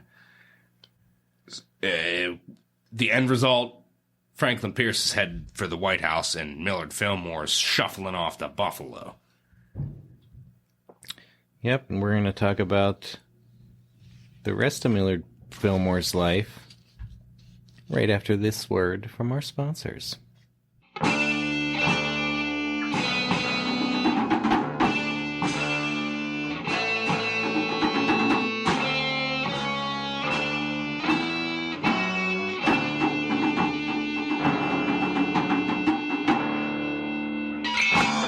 Dead Presidents Podcast is brought to you in part by astrologer C.W. Roback. The celebrated Dr. C.W. Roback, professor of astrology, astronomy, phrenology, and geomancy, combined with conjuration, offers his services to the public. He has been consulted by all the crowned heads of Europe and enjoys a higher reputation as an astrologer than anyone living. Nativities and horoscopes calculated according to geomancy, ladies $3, gentlemen $5. Dr. Roback is prepared to make use of his power by conjuration on any of the following topics: courtship, advice for the successful accomplishment of a wealthy marriage, redemption of such as are given to the free use of the bottle, recovery of stolen or lost property, and the purchasing of lottery tickets. All letters containing the aforementioned fee will receive immediate attention. Ladies, are you a gold digger who's been unable to land a rich husband? Mail $3 to Dr. Roback and he'll conjure you up a surefire roadmap to the meal ticket of your dreams. Gentlemen, are you a hopeless drunkard enslaved by the demon rum? Put $5 in an envelope and Dr. Roback will throw a handful of sand on the ground and read a pattern that will instantly cure your alcoholism. That's geomancy for you. Now you might be asking yourself, if Dr. Roback knows how to pick winning lottery tickets, what does he need our money for? Well, send him $3 to $5 and he'll find the answer to that question in the stars. If it's good enough for literally all the crowned heads of Europe, it ought to be good enough for you. That's a message from our sponsor, astrologer C.W. Roback. Now an important message from our sponsor, Topping and Brother. Guns and pistols for sale. Topping and Brother are now in receipt of a large and complete assortment of guns, rifles, pistols, powder flasks, and more, all of which are offered for sale on the most accommodating terms.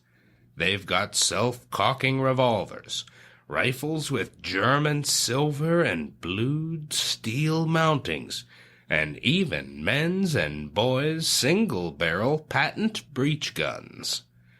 Listeners, do you need to arm yourselves for a father and son hunting jamboree? Topping and Brother have got firearms for all ages. It's never too early for a boy to learn how to handle a gun. Heck, by the time he's 18, there might be a civil war raging. Whether he'll be shooting at dirty slave mongers in a war of Southern secession, or crazy abolitionists in a war of Northern aggression, his aim will be true, thanks to Topping and Brother. We're proud to be sponsored by W.G. and H. Thomas, who respectfully announced to the citizenry that they will give a married people's ball at New Concert Hall on Thursday evening. There will be a married people's ball given at the above hall on every Thursday evening during the season of dancing. Della Ecchio's splendid quadrille band is engaged for the occasion. To our married listeners, are you looking for a quiet night on the town without a bunch of horny, hormone-fueled youngsters and all their desperate will-they, won't-they drama? Let those hot local singles have Friday and Saturday. Thursday is married people's ball night. They can keep their loud music. We've got the classic, easy listening sound of Della Ecchio's quadrille band. And best of all, the married people's ball is guaranteed to end at a reasonable hour. That's a message from our sponsor, W.G. and H. Thomas. And now, back to the show.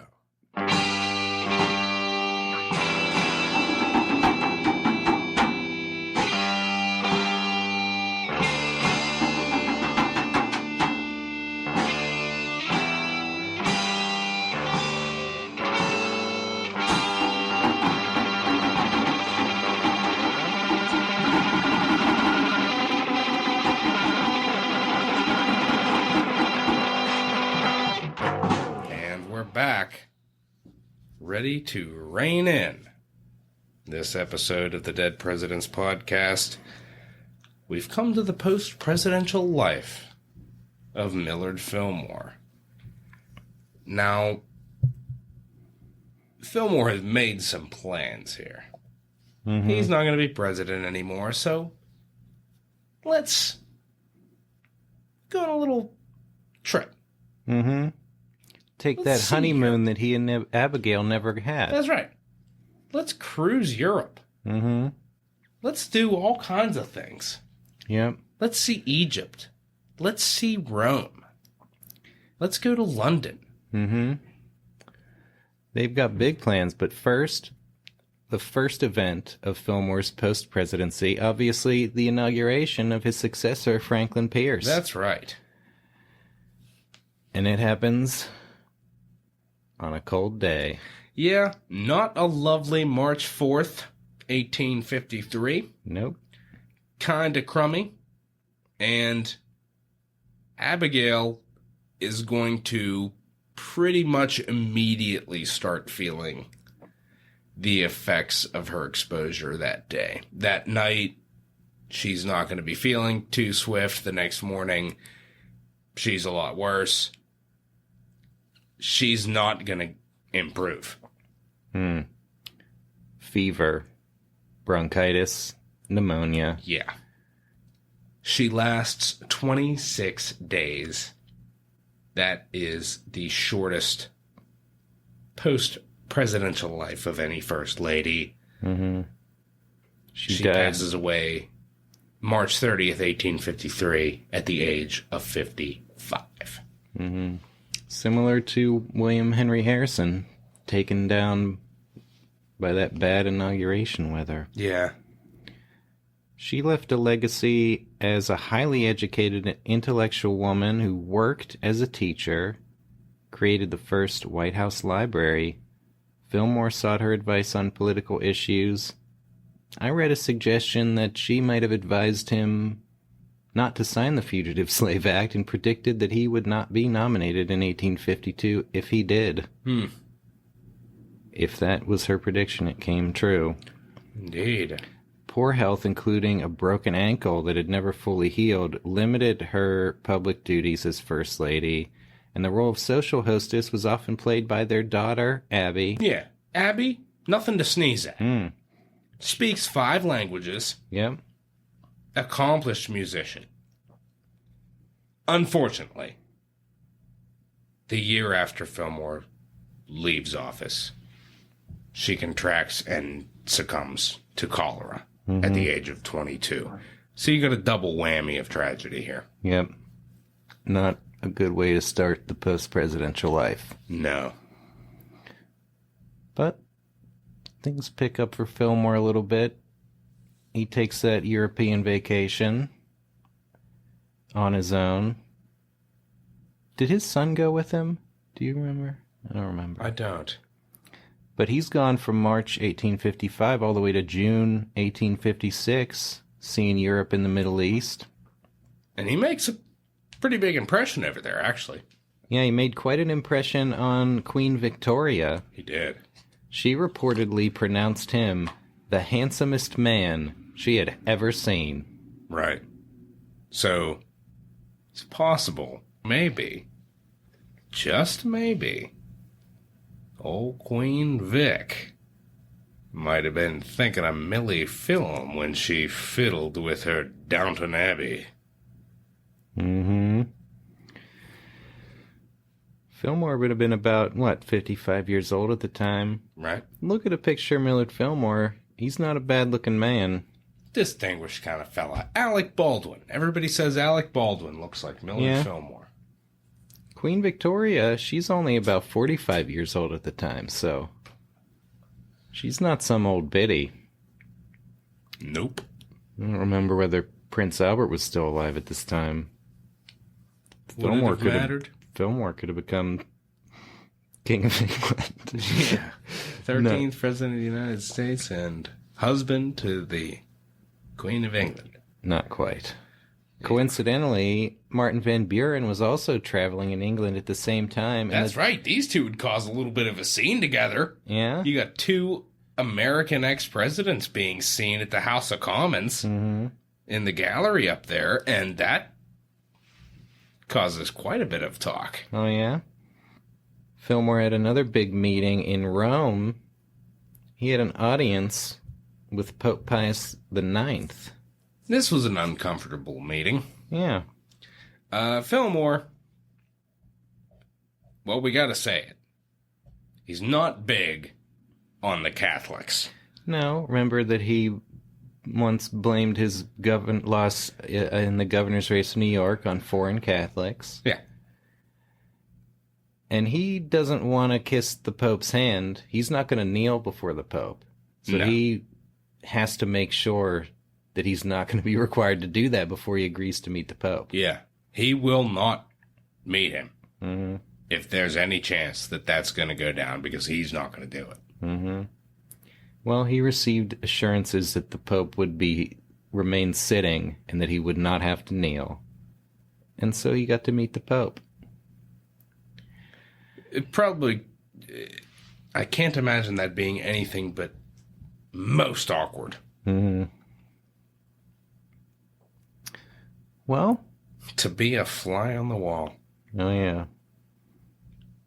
Well, by the time Fillmore returned to the U.S., guess what? He has been nominated for president. That's right. While Fillmore's over in Europe giving Queen Victoria the hots for him, Mm-hmm. he's being pushed as a candidate for yet another party that's popping up here, the Know-Nothings, the nativists. Yep.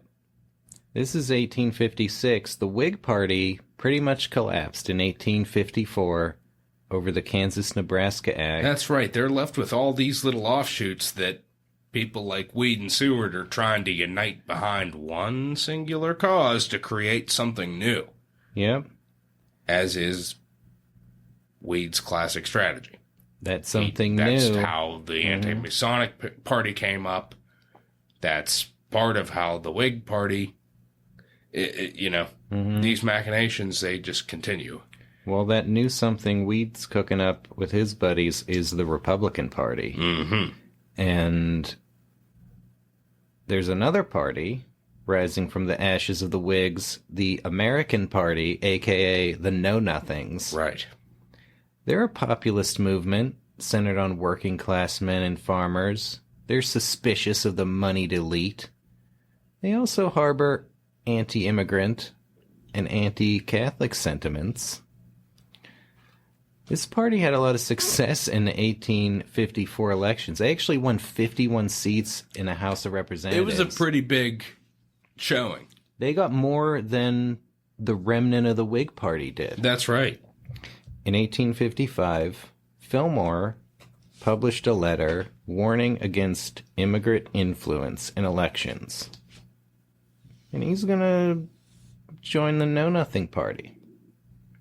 In February 1856, while he's abroad, the Know-Nothing Convention nominated him for president. His running mate, Andrew Jackson Donaldson, the nephew and political heir of Old Hickory. That's right. Talk about some strange bedfellows. Yeah. With these party realignments at this time. You got Millard Fillmore, a classic Whig Party man. The Whig Party founded on opposition to Andrew Jackson. Yeah. And here he is running with Jackson's nephew. Yeah. Reminiscent of 48 when Van Buren ran with his running mate Charles Francis Adams. Mm-hmm. Van Buren, the engineer of Jackson's Trying to political show rise. a sense of unity. Yeah. Van Buren, with his Jackson ties, running with the son of John Quincy Adams, the classic rival of Jackson. Yeah. Strange bedfellows being created in this time. Indeed. When Fillmore returned to the U.S., he received a huge reception in New York City. He spoke at some of these gatherings as he made his way back to Buffalo. Not explicitly campaign events. They were just welcome home events, but Yeah. they kind of... He's invited to speak at them, and he does so. He warned that the Republican candidate, California Senator John C. Fremont, if he was elected, would divide the Union and lead to civil war. He agreed with the Democratic candidate, James Buchanan, that slavery ought to be a matter for the states. Now, he rarely spoke about his party's nativist beliefs. Yeah. This anti-Catholic, anti-immigrant thing is not, explicit with him at least. He's not banking on this. He's more about preserving the Union. He thinks the Know-Nothing Party is a way to do that. Yep, it's a vehicle that could lead to something else. It's once again another collapse of the party system, and what's going to come out of it? Maybe it's the know-nothings. We'll see. But going into the election, a lot of people who might have favored Fillmore ended up voting for Buchanan because they feared splitting that vote would elect the Republican. Ultimately, Fillmore got 21.6% of the vote, finishing third. Behind Buchanan's 45, Fremont 33. He won the state of Maryland, received 8 electoral votes. Right. He felt that this know-nothing party, well, it was, quote, the only hope of forming a truly national party which shall ignore this constant and distracting agitation of slavery. Well, it turned out that there was no hope of forming a party that could ignore that. That's right. And Fillmore's candidacy was kind of the last gasp of the short-lived Know-Nothing Party. It collapsed sharply after this election. Its own membership was bitterly divided on slavery. In fact, it had only nominated Fillmore after the anti-slavery element of it had bolted the Know-Nothing convention. Yeah. So the Know-Nothing Party kind of diffused into the Republicans and Democrats. Yeah. And those are the parties we still have today. You got factions upon factions popping up, but it would take... Was there, after this election, was there ever a third-party candidate that got as much as 21% of the vote in a general election? Not for a long time. Not that I know of. Well, 21%, no. I don't think anybody's ever done that. Yeah. I think Ross Perot fared the best. Yeah. Third party. Well, he didn't win any states. Right. Yeah, Fillmore, one of the more successful third-party candidates, or really there hasn't really been anyone since who I don't think got as much as 21% of the vote, and maybe... No. Yeah, Robert La Follette. Robert La Follette in 1924 won the state of Wisconsin, maybe the only other third-party candidate to win a state. Well, Wallace and Thurman didn't get any. No. And Ross Perot fared well, but didn't capture any electoral votes. Yeah. So, yeah. Fillmore made a decent showing. But after that, he sees his political career as being over. Yeah.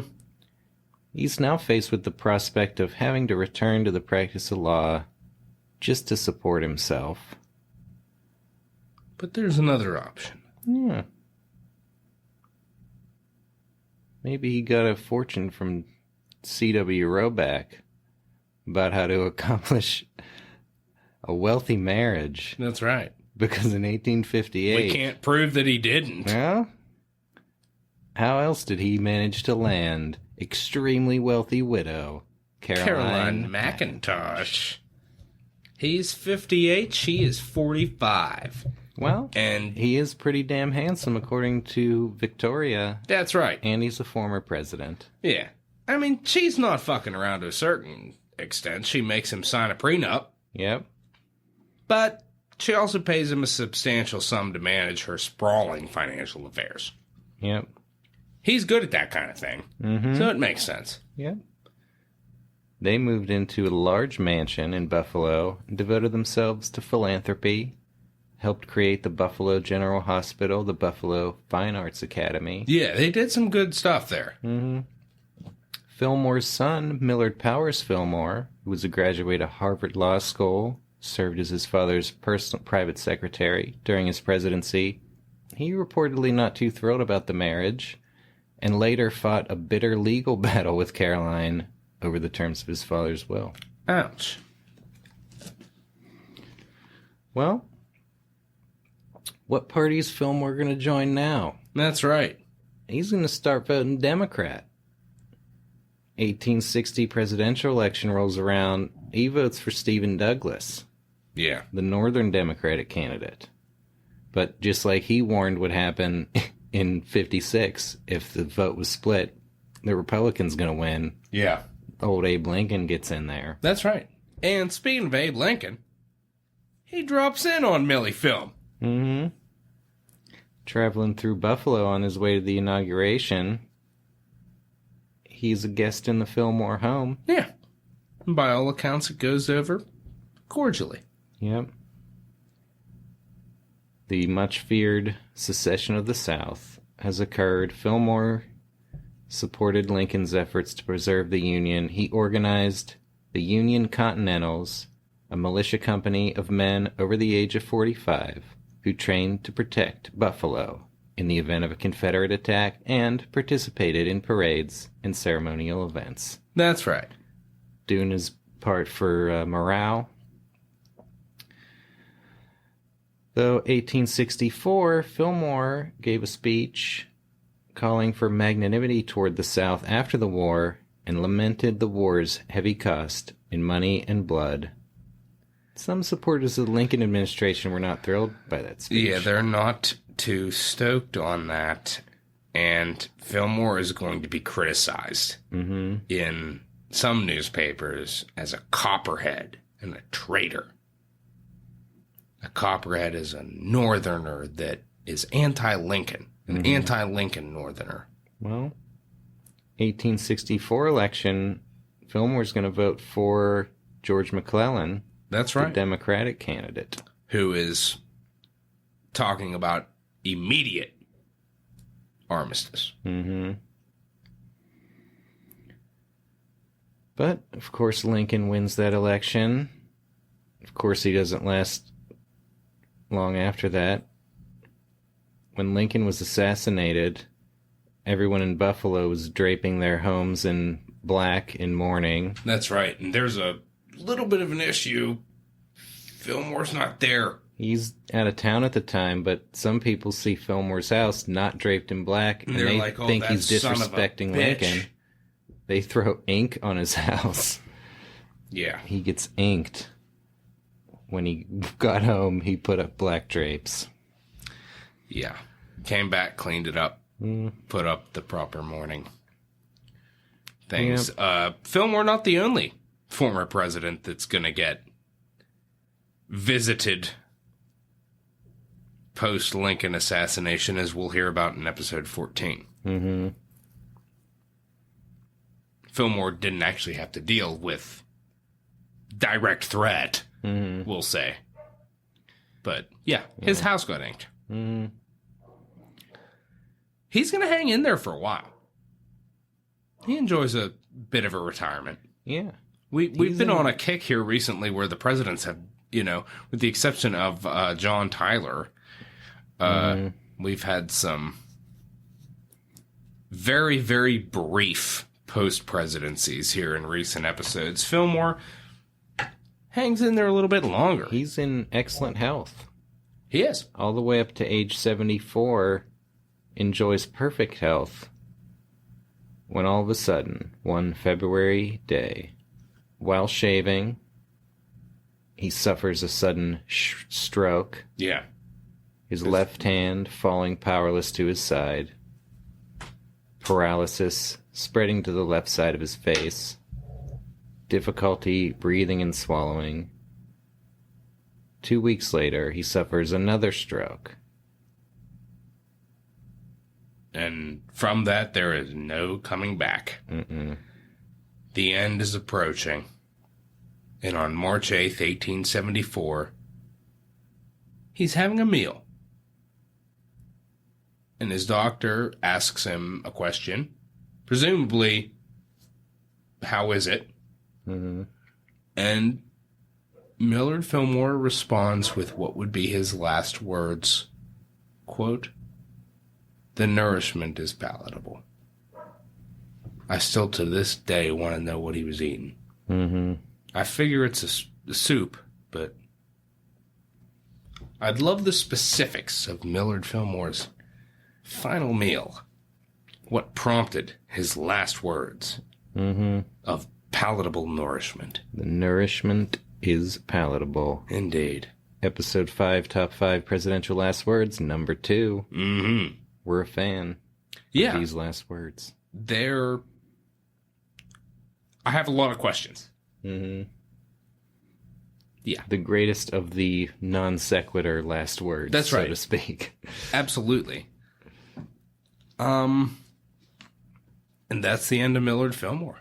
Yeah. He utters those words and drops. Mm-hmm. That's the end. Now,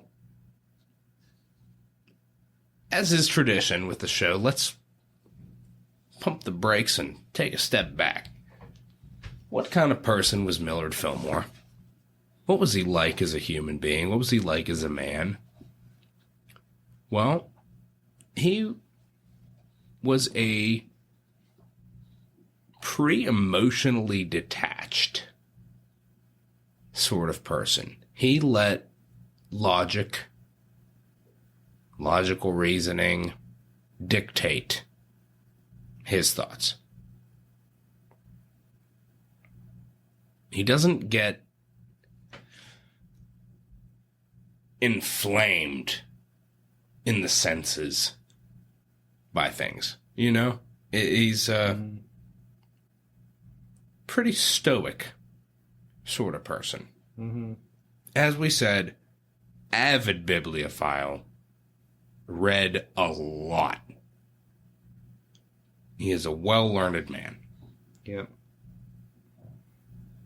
A practical, unemotional man, he relied on logic and common sense to make a point in argument. He appealed to the mind rather than to the heart, according to the complete book of U.S. presidents. That's right, thus making Millard Fillmore the Mr. Spock of U.S. presidents. Mm-hmm.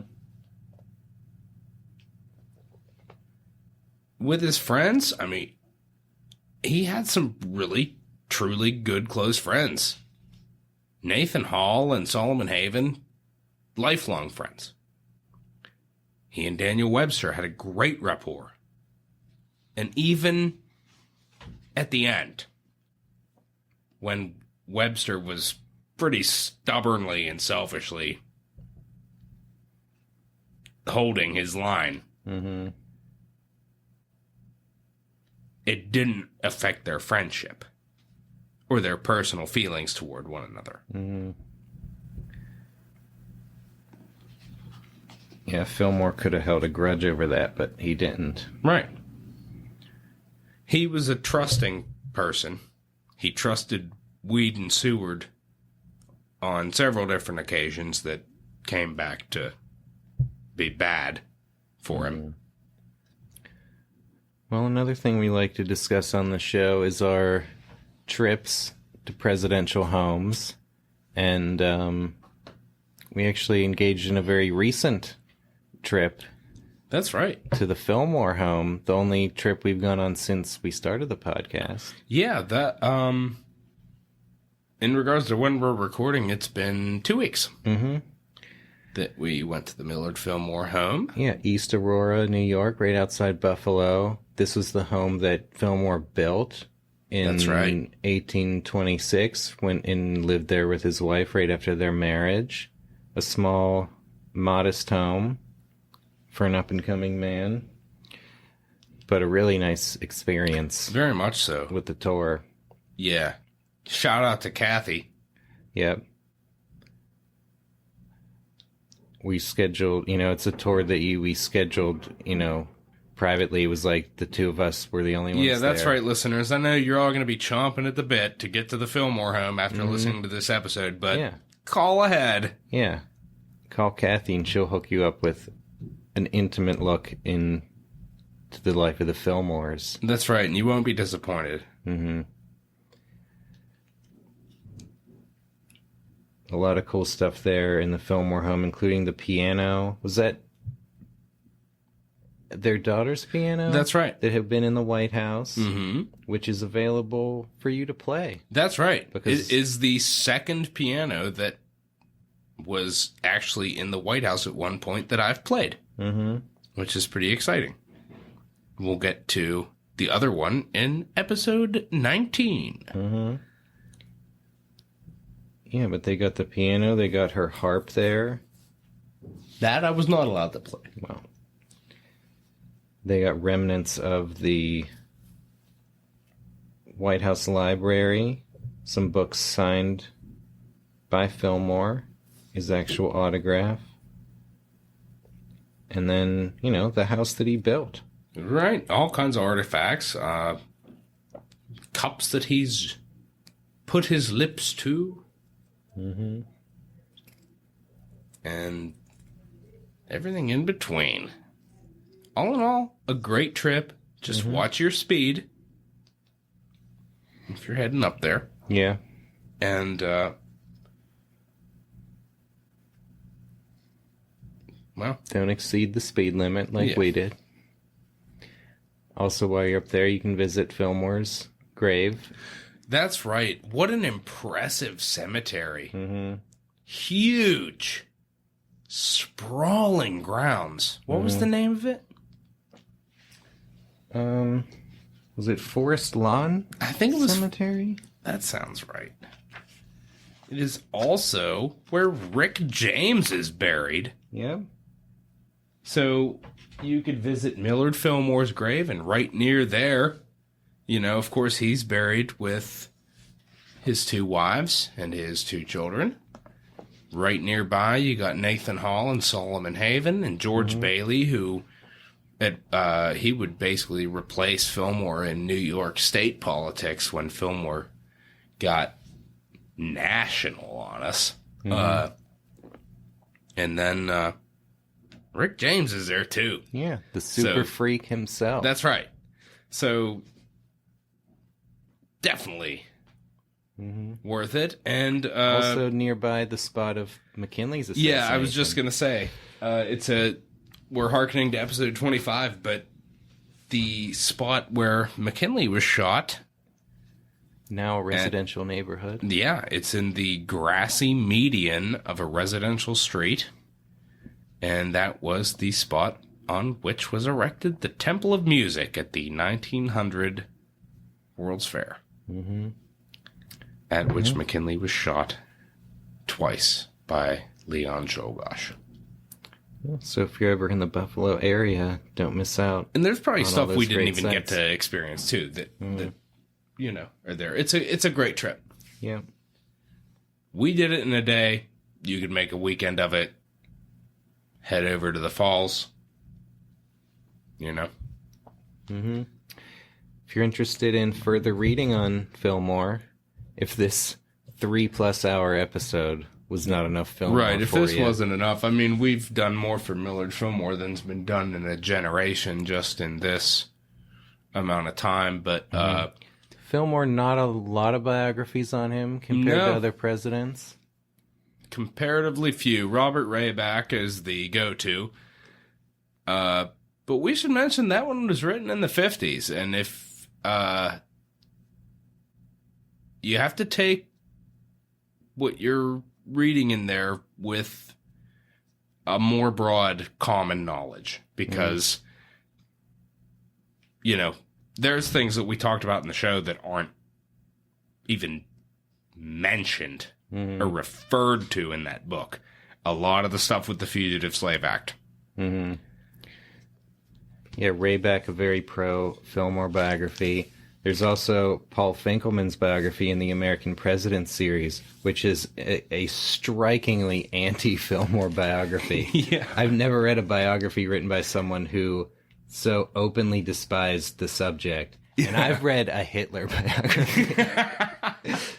So this is one that you also got to take with a grain of salt, because he leaves no stone unturned in terms of an opportunity to slam Fillmore. That's right. So listeners, basically, really, our podcast is the your best bet. Your best bet is to just forego either of those books and just listen to this show, and you'll know more about Millard Fillmore than you could learn from a combination of the two.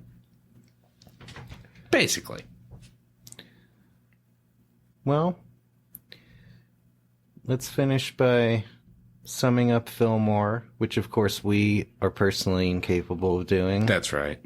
So we'll turn to his contemporaries. That's right. We got a quote from John Quincy Adams on Fillmore's 1843 retirement from the House. quote, I cannot forbear to express here my regret at his retirement in the present emergency from Congress. There or elsewhere, I hope and trust he will soon return, for whether to the nation or to the state, no service can be or ever will be rendered by a more able or a more faithful public servant. High praise from JQA. Yep.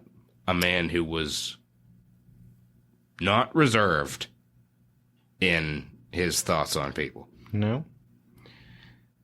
And then you got William Seward, who said in 1850, Providence has at last led the man of hesitations and double opinions where decision and singleness are indispensable. Long time Fillmore foe. Seward. Interior Secretary Alexander H. Stewart said, quote, when he had carefully examined a question and satisfied himself that he was right, no power on earth could induce him to swerve from what he believed to be the line of duty. We got the New York Times, which wrote in 1874, upon his death, I assume. Yeah. It must always be regretted that such a man as Millard Fillmore had not a mind comprehensive enough to properly meet a great crisis. It was, moreover, his misfortune to see in slavery a political and not a moral question. Upon this one issue, which it is true was one of transcendent importance, he was a politician and not a statesman. That hits the nail on the head, in my opinion, because we're going to see that with the next two presidents. It's a trend. Indeed. Let's close up with some words from Attorney General John Crittenden, who said, quote, this president of ours is a very remarkable man. We have now been in daily intercourse with him for nearly 3 years, yet I doubt if either of us can say that we ever heard him utter a foolish or unmeaning word in all that time. So, Millard Fillmore, still a bit of an enigma, but no longer an obscure, unknown president. Certainly not, and I think, we could unravel him a little bit because just his overly cautious stance does inevitably, in the end, say something about what he was willing to do. Yeah, it's real hard to say what might have happened if things had gone differently. Fillmore, maybe didn't prove himself a great president, but also, was in a very tough situation with not a lot of cards in his hand or things on his side. And, who knows what would have happened. The more I learn about Fillmore, the more I am thinking, what would have happened if Zachary Taylor had lived? Because he was taking a different tact. Yeah. And he very well might have produced a secession crisis right then and there. Or maybe, I don't know, he could have held a gun to the South's head and made them act more reasonably. Well, anything that they would have done would have been met with violence.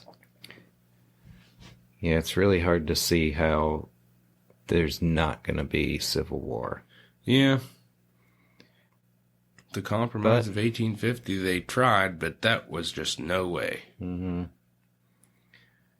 Well, yeah, all in all, stay tuned. I think Fillmore, I wouldn't say that he's a failure as a president. I think that he should be held with a bit more regard than he may be given. He's not F tier, I don't think. I think he's maybe in the C range. I think that given what he had to work with, Yeah. I think he was the last one that could really stay Civil War. Yeah, it's But just it was just... about the, this is a real tough time to be president. You ain't kidding. But stay tuned for the next couple episodes, because it's not going to get any easier. Yeah.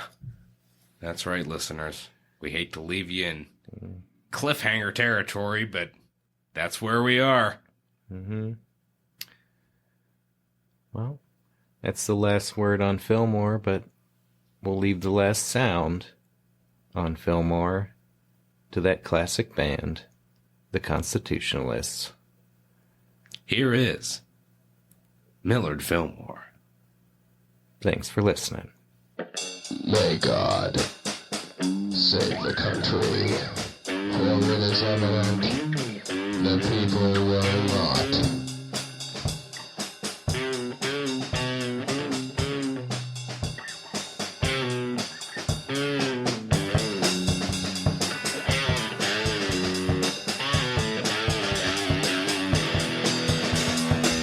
It is not strange to mistake change for progress.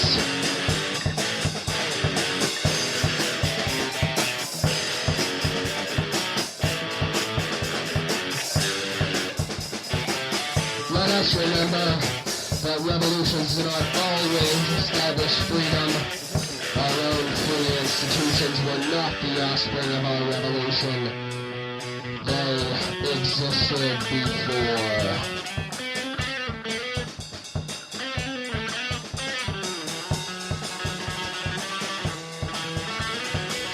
It is a national disgrace that our presidents, after having occupied the highest position in their country, should be cast adrift and perhaps be compelled to keep a corner grocery for subsistence.